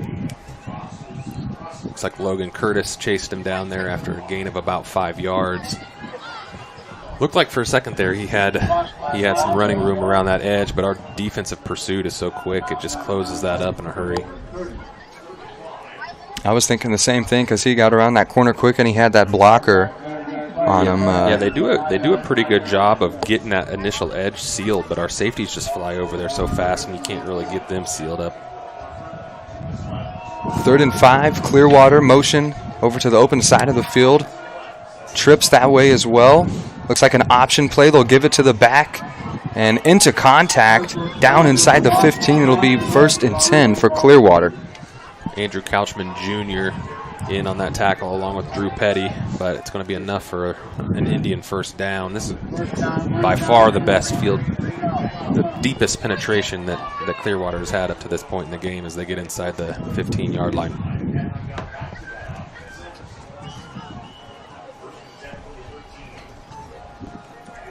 First and 10, field spread out right side as motion heads that way. Quarterback again on the option, gets it out to the back, lowers his shoulder. They'll get him down to inside, and a nice gain of maybe 6 there. Yeah, again, good job of sealing that initial edge by Clearwater. Cagnes came up and made the tackle from the secondary, but you're giving up 6 yards there. So really exactly what Clearwater wants to do here. Slowly, methodically moving the ball down after getting a stop on us. I mean, they're in a nice spot right here too with second down as they hand it off up the middle. Man, there's nothing in that inside. He stopped right at the line of scrimmage. And they're in the reason I say they're in a nice spot is because they got the ball at the 6-yard line and still can get a new set of downs if they get that first down to go 1st and goal inside the 2 or 3. Which will not happen if Jake Meyer has anything to say if they hand it up the middle, I don't think that they'll do it. Absolutely stoned him again as Jake and Aiden Heffley coming off the edge, kind of pulling on him from behind, and those 2 guys said no on that one. Those guys up front have been solid. They're going to have to try to stretch the field here on 3rd down. And they'll get a quick screen pass right side, and that is even worse. Eaten up by Tackled Cagnes. for a loss. Yeah, good play. Oh, man. Just They went to the short side of the field, and they lost yards. Looks like they're going to bring a field goal team out. They just tried to This run is a strange choice for me. You're down 28-0. Well, break up the shutout if you can. That means something. Nobody wants to be shut out. This might be the You got the closest- wind. might You got be the closest wind. They get. That last play, yeah, they ran that quick pass out to the flat, and Cagnes just jumped it. So they will try the kick. And up on the board, 28-3. Clearwater able to score here on their opening possession. Yeah, I think if you're Clearwater, you definitely chalk that up as a win to start the second half. For one, stopping our offense, which they hadn't done all night, and then to turn around and put together by far your most sustained drive up to this point and get some points on the board. So that's definitely a positive for them. Yeah, 10-play drive. Ended up getting the 3. Started in the good field position, like you said, at the 40, but Took advantage of it. they got points on the board. So I guess you're correct. In my mind, and this is why I'm not a coach, but I'm thinking you need to be way more aggressive here, but credit to them for coming away with points at least. Honestly, the way the offense has gone for Clearwater tonight, I don't know what play you run there after that big loss. Had you say had an incomplete pass there and you had 4th down and 5, 4th down and 4-ish maybe, but I mean you lost 4 or 5 yards on that That's a good pass, part of so. it as well to take in consideration. Which, that's another play which I don't know. I just don't understand. Raiders will receive. It's going to be fielded at maybe the 2 or 3 yard line behind the 5. And now look at the return. Uh-oh. Crashed the 40. Still up. Still going. And out of bounds across midfield. They're going to mark him out of bounds at the 35, it looks like. Makes you wonder what a guy like Kuchar would look Daniel like on the Kuchar. offensive side of the ball, huh? They might let him. No, I don't know. But he, I Big think, linebacker handoff. if I remember correctly, I think he had a pretty long kickoff return in one of the earlier games that we called too. So he doesn't get to touch the ball much, but when he does, he sure takes advantage of it, makes the most of it. That was a nice Heck of a run that for him. was, I mean, What an answer. What an answer. 65-yard return. Heck of an answer on special teams, who's been kind of struggling a little bit just in the return. And then 1st and 10, Nowlin trying to escape, but is brought down, looks like maybe at the line of scrimmage. Looked like a design quarterback run again for Nowlin, and got them long legs, and one of those Clearwater defenders just able to latch on and couldn't get pulled away.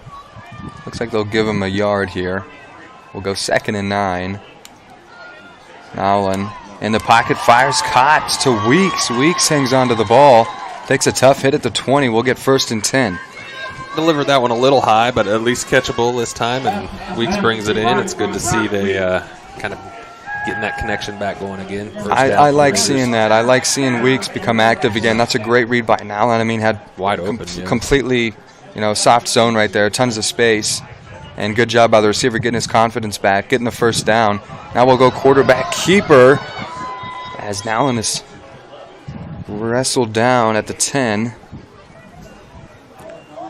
Tackled by Easton Carter, sophomore linebacker for the Indians. It looked like for a second, I mean, he had a full head of steam there, but once Carter got his mitts on him, he was down in a hurry. Gain of 8 yards will bring up 2nd and 2 for Wamego.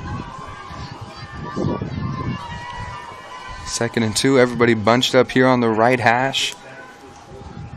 We'll roll out left side. Fire deflected and almost caught, but incomplete.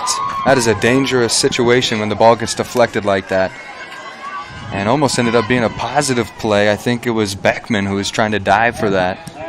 But it ends up being incomplete, and we'll go 3rd and 2.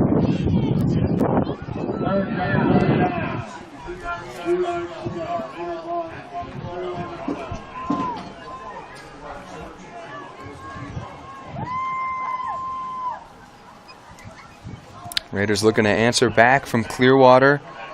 We'll have motion come right. Take the handoff. McIntyre. McIntyre looking for the hat trick. And he's got it. apparently, if you give Thomas McIntyre the ball inside the 10-yard line and just tell him to run up the middle, then he just can do it without being touched. That's the third time. McIntyre's third score tonight, 34-3 as we wait for Graber.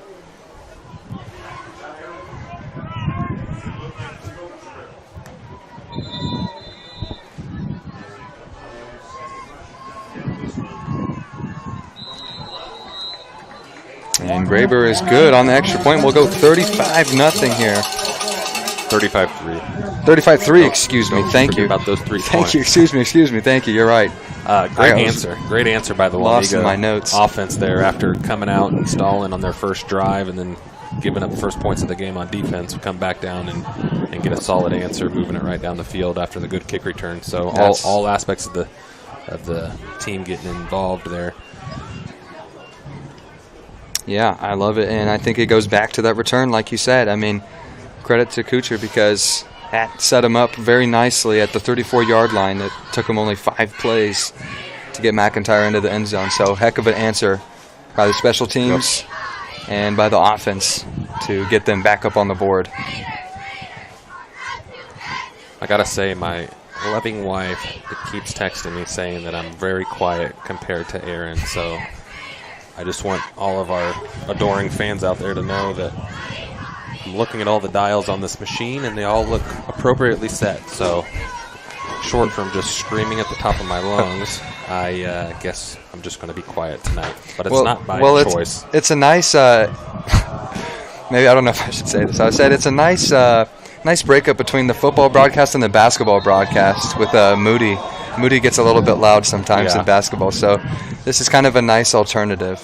This is a little bit nice, easy listening. Well, I don't want people to think I'm not excited because I'm really excited. I mumble naturally anyways, and then give me a quiet It sounds mic. good to me as far as I can tell. I'm here with you. Well, I mean, maybe she's just messing with me. Maybe I just said that over the air, and now she's going to shake her head at me when I who's to say?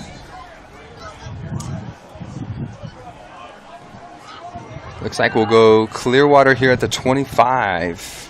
We've got Trips here closest to us. Look at the line right there on the defense, showing blitz. Yeah, they've done that the last few times. They're not even in a 3-point stance. They're all just kind of in a sprinter stance. Quarterback took a big hit there. Petty was over there, but also Couchman Jr. Yeah. I mean, he delivered a heck of a hit there to the quarterback who had the option, but I think made the right decision to just keep it. Ends up only getting 3, but man, that was a tough hit. Closing in a hurry again from that safety position. Andrew Couchman Jr. getting his first start tonight, and he's making the most of it. I got him at, I think, 4 tackles at least now, and I could have easily missed some. So he's definitely been involved, and it's good to see him flying into the backfield back there and disrupting. Especially as that defensive back. He's not necessarily the first line of defense on the run game, but those DBs, man, they like to hit. And there is a tackle for loss as Logan Curtis. Yep, another safety flying up there, and that's a, 6-yard loss? Looks like they'll spot it back at the 23. Credit to linebacker Aiden Heffley, who was applying the pressure and really stretching that play to the outside, to the sideline. He ended up getting chopped down on a block, but he's the one that kind of stretched that out and gave the safety a chance to pursue up there and make the tackle for loss. So good teamwork defense there. 3rd and long. Clearwater looking right side. I think it was tipped at the line of scrimmage, Kuchar, which would have been Kuchar. Yep, He's on that edge rushing side. And now we'll go 4th down.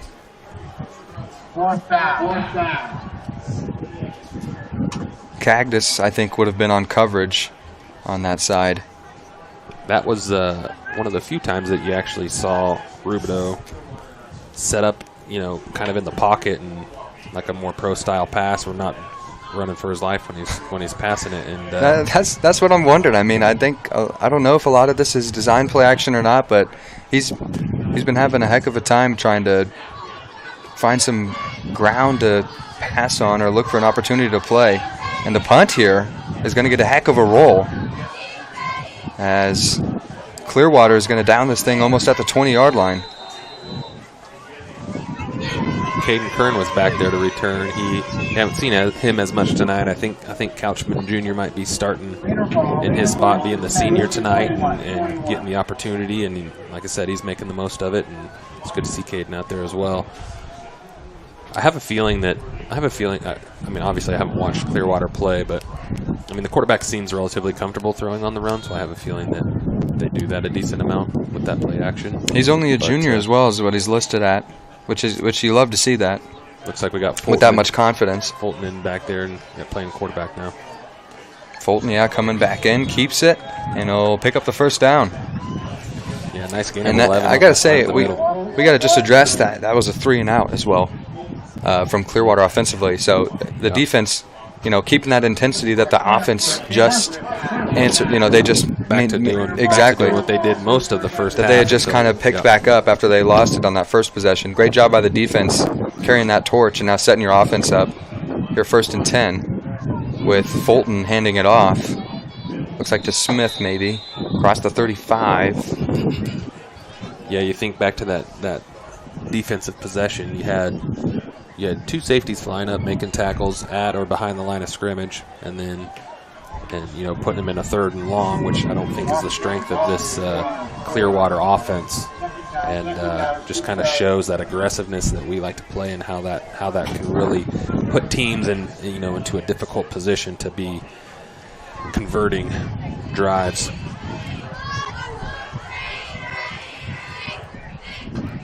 Fulton. Looks like a design run play. Tiptoes the sideline and should get the first down here as we get 90 seconds left in the 3rd. Logan looks like a very a quality runner, and he is, but passing is his specialty. So he's not just a guy that they bring in here. I mean, they might be doing it now, but he is definitely capable of throwing the ball downfield. And he got the opportunity to do that in the Coffeyville game a little bit. And I think even maybe in the Casey Washington game some too. So getting some good quality reps as a freshman. Yeah, as a freshman, he's got great composure out there in the pocket. And especially if this isn't necessarily his kind of game, running like this, he's running with intensity. He's moving. And there's another 7-yard gain. He's got to be averaging. That's 3 runs so far on this drive. Yeah, and I think he had a couple when they came in the second quarter and had about 10 yards on those. So yeah, he's very efficient with what he's doing now. He ain't going against, a varsity defense here too. I certainly don't think Clearwater's pulled their starters out. So still has Big Brother in there snapping to him. So got that varsity line in there, which is good to get some reps behind the varsity line where you get a more clean look. Clean look, that's a good way to put it. At this kind of level of intensity. Fulton looking to pass here. It's low, incomplete. Come on, Logan. I was just sitting here bragging you up and throw it at his feet. It's low, and it looked like he was trying to find, is that Jace Johnson out there? Yeah, 23. Yeah, definitely short hopped it to him. That was not his best pass. We'll blame it on the wind. He is going into the wind, to be fair. I just saw that ball roll across the field right there. Ball was set. As we were saying. Braden's coming up there to get it. It just starts rolling to him. That tells you the wind is blowing pretty good. 3rd and 1, across the 50 at the 47. Fulton, quarterback run. He's got it. Look at that open line. Field here on the left. And runs right into contact. This guy is running with excellent composure. He kind of runs into contact like he's got no fear, and he just makes it look so effortless. We had a really good view of that play. The line of scrimmage just directly in front of us there at about the 47-yard line. And I'll tell you, it was 3rd and 2. They snapped back to him. You can tell it's going to be a quarterback keeper. And that offensive line moved that defensive line back at least 4 yards. Logan was crossing the first down line, and there was not a single Clearwater defender there. Yeah, it was, he could have walked across it. Here's probably the last play of the 3rd. If he stays in, and he does, that'll run off the clock, and we'll get 2nd and short to start out the 4th quarter. Raiders lead Clearwater 35-3. Fulton's first completion of the game. Got a completion out there to Jace Johnson on the far side of the field. Looks like it's going to be a gain of about 8 yards. So a nice pass there to end the quarter for Logan. 35. So we are entering the fourth quarter, and I never like to look too far ahead too quickly, but here in the transition, I will do that. Next week, Raiders are going to be playing Abilene, and it sounds like Abilene is not that bad of a team. Is that right? That is correctly I mean, obviously, stated. Wamego and Abilene have long rivalry. They're in the NCKL 4A, and there's always that kind of grittiness to it. But it sounded like you were saying that we're similar in records, and we would be competing for the #1 seed. Yeah, so I guess to put it in perspective, Abilene 2 years ago in 2021 went 0-9. Last year in 2022, they had quite a turnaround. They went 4-5, and Which this is crazy, by the way. Abilene is like a dynasty traditionally. yeah, and this year they're currently sitting at 5-1. Their one loss being to Clay Center, who obviously was our lone loss besides the Shawnee Heights loss last week. So pretty similar resumes in that respect. How about this handoff to Erickson on the sweep on 2nd and short to start the quarter? They'll say he stayed in bounds, tackled in bounds across the 10. Erickson, I am completely impressed with this kid, and I'm sure he's loving it, but I'm sure he's also a little bit equally frustrated that they keep taking him out as soon as they get inside the 10-yard line.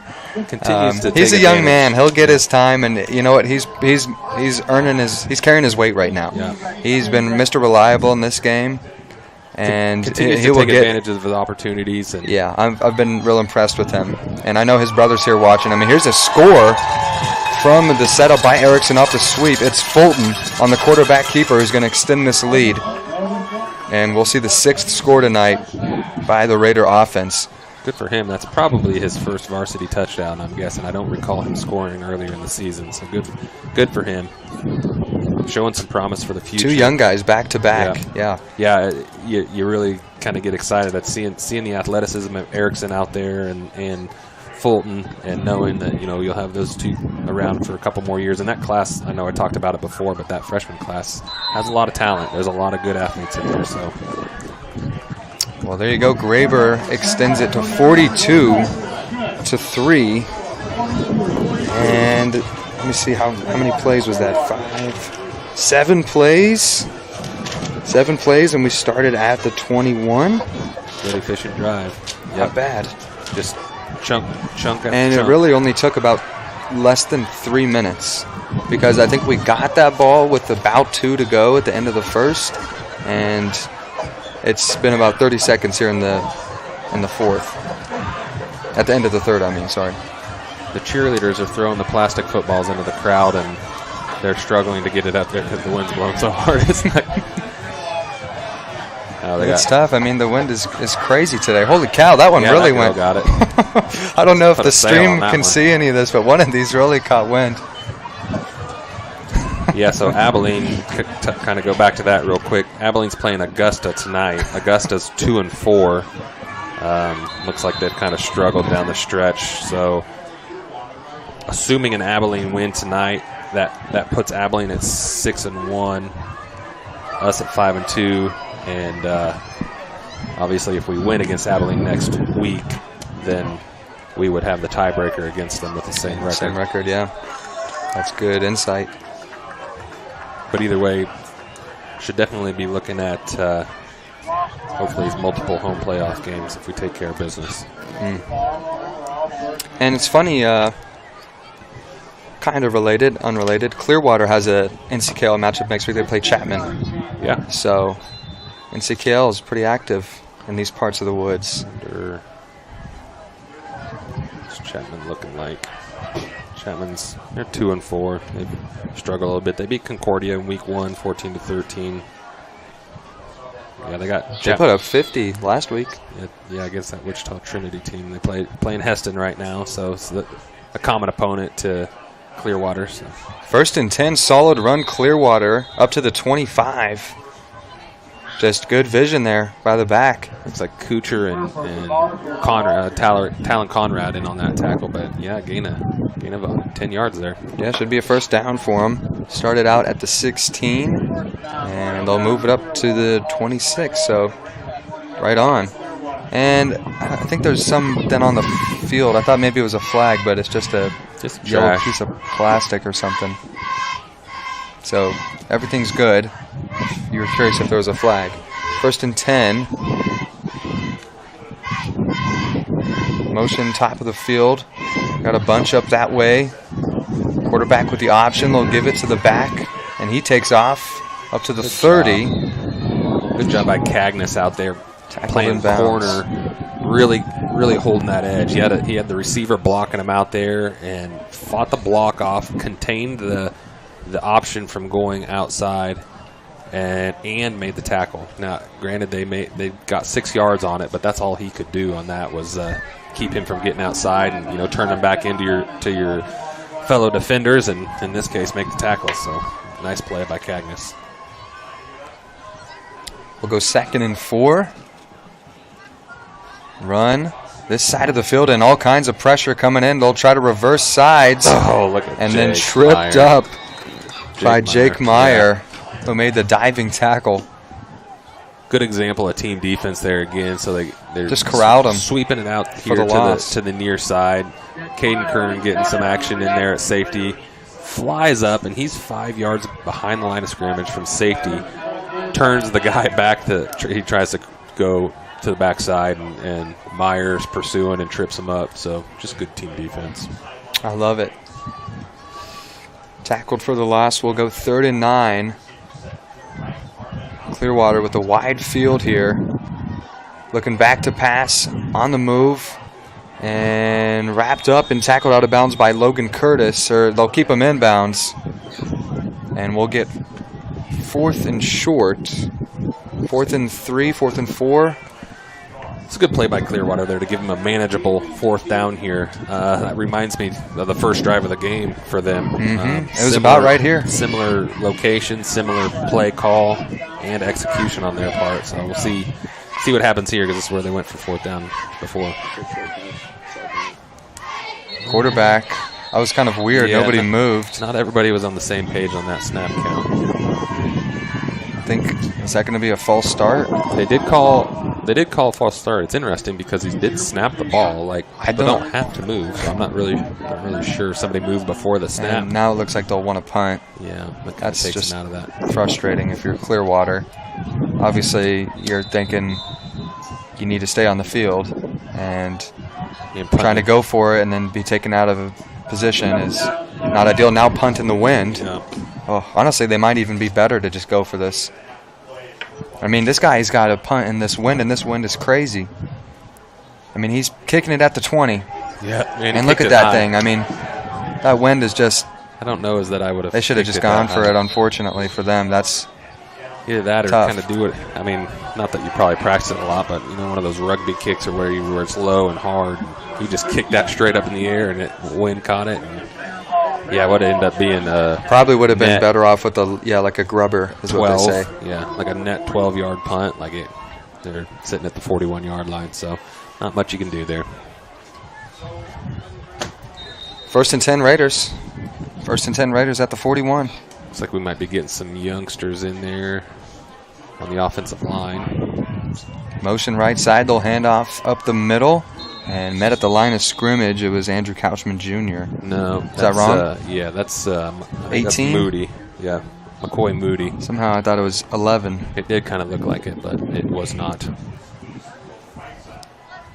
Well, it'll be 2nd and 10 then. Yeah. That makes more sense.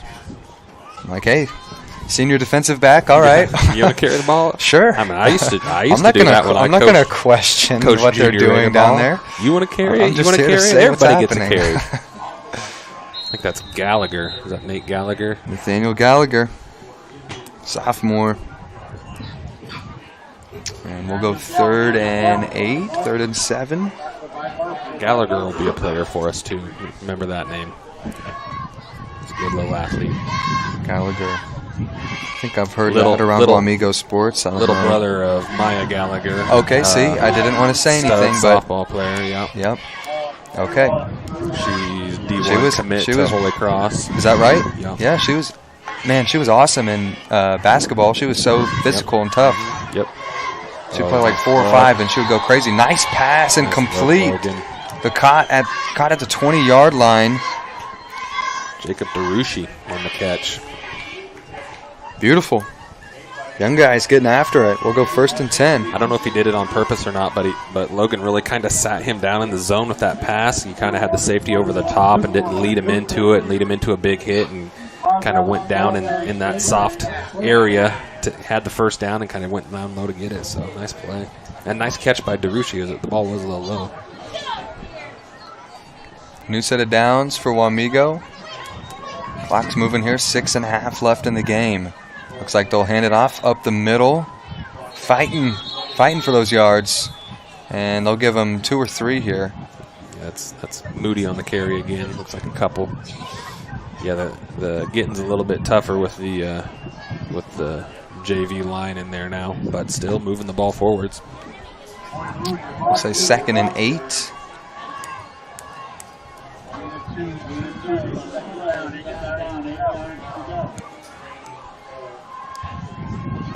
Motion coming this way. Fakes the sweep. Quarterback going to keep it. Fulton still moving, still churning. And they'll give them forward progress close to that first down marker. Looks like 3rd and 1 coming up. Logan had his first varsity touchdown pass 2 weeks ago against Coffeyville. And I believe he completed that touchdown pass to number 25, senior Ian Cruz, if I remember correctly. So I believe that was Ian's first touchdown as well. So good to see these kids getting some action in the varsity game and getting some scores. 25 is a good number. Was that Mr. Donald Davidson's number? I was 35 actually. Here's a pass incomplete. But 25 was my good friend Matt Keller, who I mentioned prior to this, got a game-sealing interception against Clearwater. Back in 2015, I think. I think it was also a playoff game. That was the Pretty sure that's correct, but take it with a grain of salt because I don't know how accurate it is, but I believe that's right. I believe that's correct. Matt Keller was definitely 25. I know that for sure. So that's something for you at least. Yeah, back in those days, I know we were looking back through the history. 4th and 1. The history books. I know you mentioned last year Raiders had a big win on. Yeah, we went down to Clearwater and 40 took care of business. But 1st and goal here. 1st and goal here? Yeah, there was just a penalty thrown. I think maybe they called pass interference. Corner of the end zone. It's too far. Looking for Cruz again there. So we had 2nd and goal. Ball on the 6. Yeah, 2015. 28-27. It's 28-27 victory. Which was our sophomore year. November 6th. I'm almost certain. I'm almost certain. Game. I'm almost certain that's the game where Kel got the game-winning interception. I'm almost certain.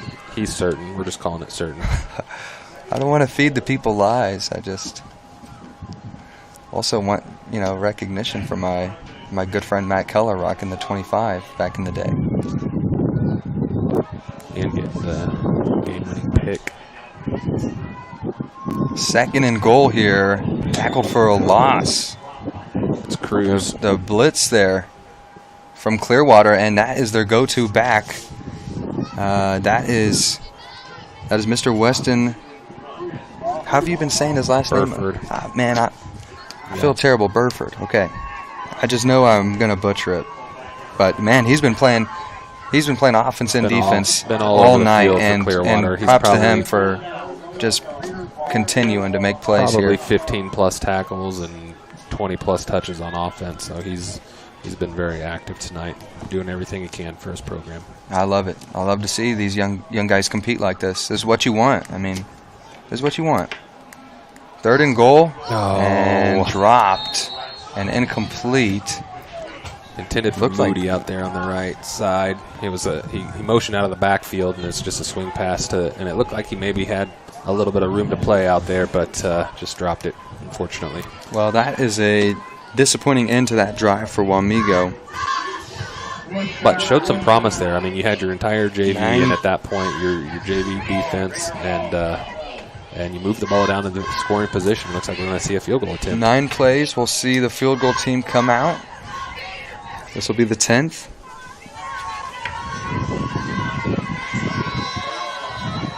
I think. Oh, and Graber gets it.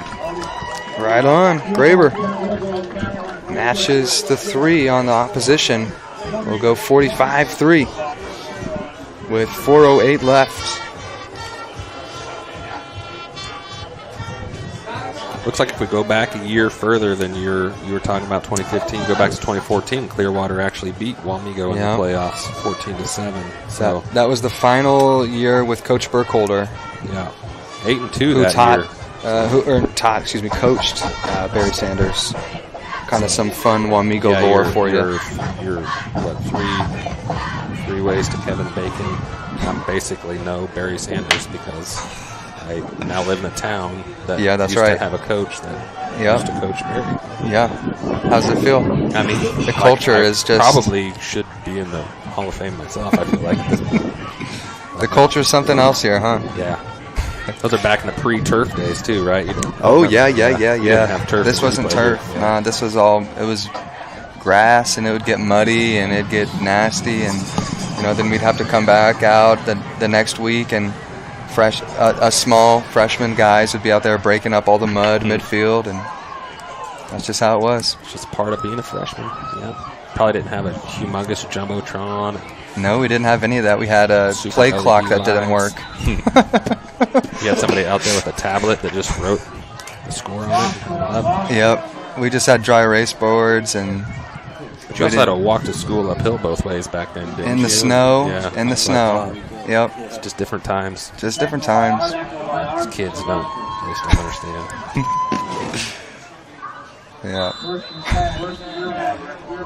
Back then we had red uniforms, actually, truthfully speaking. Red and white, man.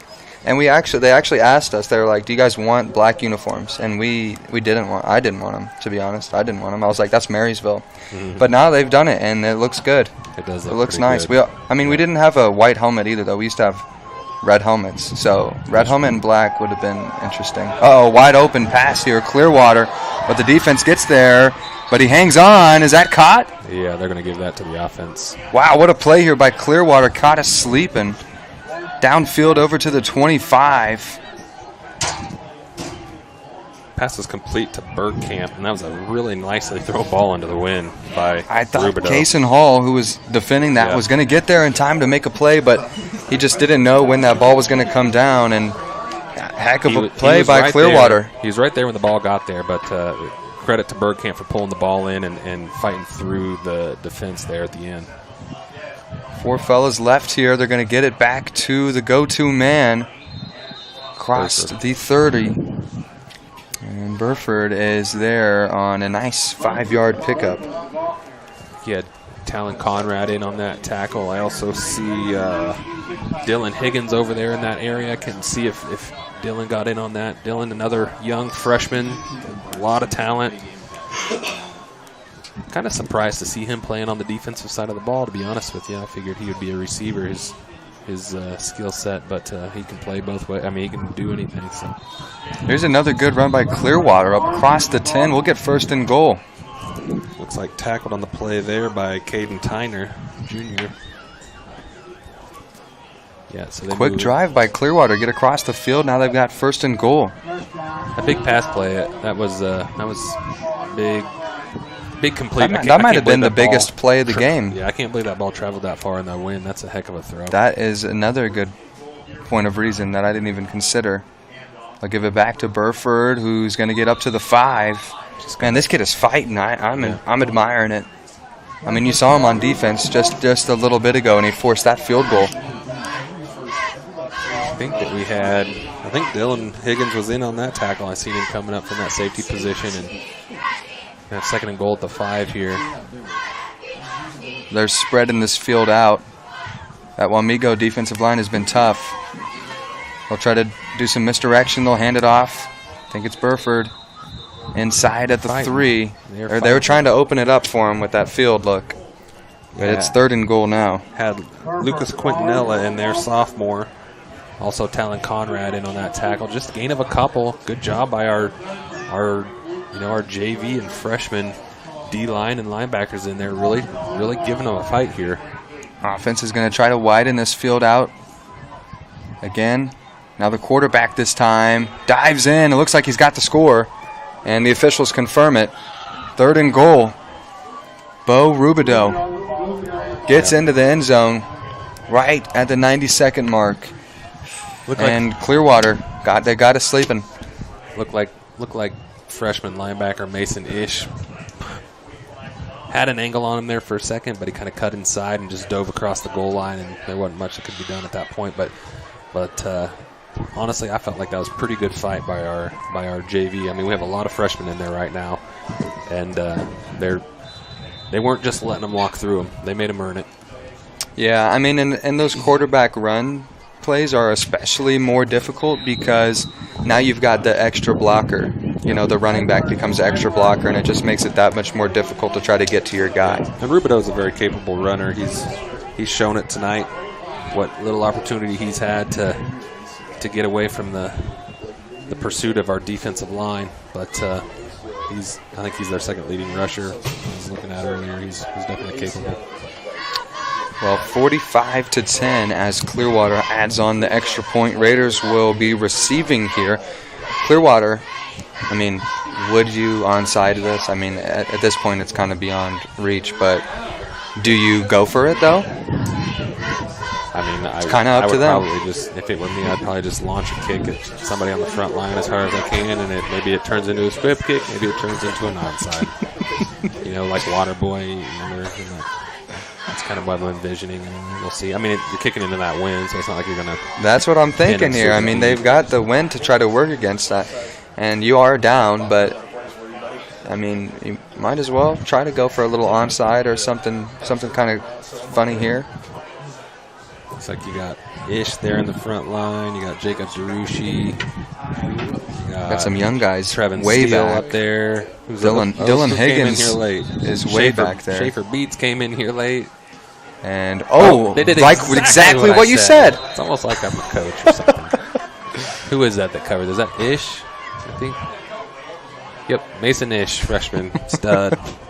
Jim Rat gets in there, took it right off the chest and covered it up. Good job. Got it, yeah. That's the biggest thing is he recovered it. I mean, wow. You predicted that. It's a good. I mean, that is crazy foresight too, because it's not always easy to just launch a kick straight at somebody. Well, 90 seconds here for this Raiders offense to wrap things up. Let's see if we'll just take a knee here. Or if we'll run some plays. Looks like we're just going to take under center. I don't think we've seen him go under center all night, and it looks like he will just take a knee. So we'll just wind this one down then, and that should be it. Yeah. And this will be the last home game of the regular season. So we'll go to Abilene next week. Hopefully come back with the win, get that 1 seed if we can clutch it up. I don't know exactly how the bracket plays out, but I would certainly imagine, regardless of the result next week, we would have at least one home game. You know, we would still be a higher seed, so I would fully expect to be here. I hope so, man. In a couple weeks. I hope we come back multiple times. Yeah. Oh yeah, yeah. We've been spoiled over the last 3 years. We've been to the regional championship game. So. Well, this season there hasn't been that many home games either. Also with just interaction. So we started doing this late. We didn't do the first game or two. So yeah, it feels like a quick season. But I mean, we pretty much only had 2 broadcasts. I mean, the first one didn't end up happening. We were here. I mean, it was broadcasting, but it was just technical. You had to be here. You had to be here. You had to be in the box in order to hear it. Hey, thank you guys. Good luck, y'all. Good luck, guys. Thanks so much. Hey, I love that. Hey, thank you so much, guys. Thank you so much. I admired that. A couple of Clearwater guys. Hey, thank you, man. Thank you, guys. Some nice Clearwater folks giving us some nice sportsmanship here. I appreciate that. There it is, the final buzzer, though, 45-10. Raiders get it done here at home against Clearwater. They'll travel down to Abilene, as we mentioned, next week, and then we'll get ready for the playoffs. Zach, what are your closing thoughts here for us? I think Wamego Thanks, man. came in and did what they needed to do, and that was take care of business. We expected to come away with a win tonight. Pretty clean game. I don't think we had a turnover that I can recall. Not offensively. And yeah, really kind of just took care of business. We instilled the running game early. I think we made up for some of that probably lack of offense in the last game, got some confidence back into our offensive players, hopefully, and need to take that into Abilene to probably arguably what would be the biggest league matchup that we've had in several years. I mean, we haven't had a lot of competition coming out of the NCKL here. I mean, probably in at least 3 or 4 years. So I would say a significant league matchup coming up. You definitely want to get that win. You definitely want to come home with that 1 seed, because if you have the 1 seed, then somebody has to come into your home field to beat you all the way to the state championship game. I mean, we've had that. We had it last year. We made Andover Central come in here. We made Rose Hill come in here. We made McPherson come in here. And that, there's some battles. Or McPherson coming in, that was significant, having them come up here versus us going down there. So I talked to some of the coaching staff last week, and they're confident in that road to the state championship game. They're winnable games. So I think you just got to go take care of business next week and just take it 1 game at a time. Well, I love it. I've been watching these guys. I don't want this season to end. I'm having a blast watching them and talking and being here. So I'm excited for these guys to come back, and hopefully they have that number 1 seed. Yep. We'll go ahead and wrap things up. Thanks, everyone, then so much for tuning in with us. We will see what happens postseason. But thanks for tuning in. This is Aaron Davidson with Zach Teskey. We'll see you all when we see you. Good night. Good night.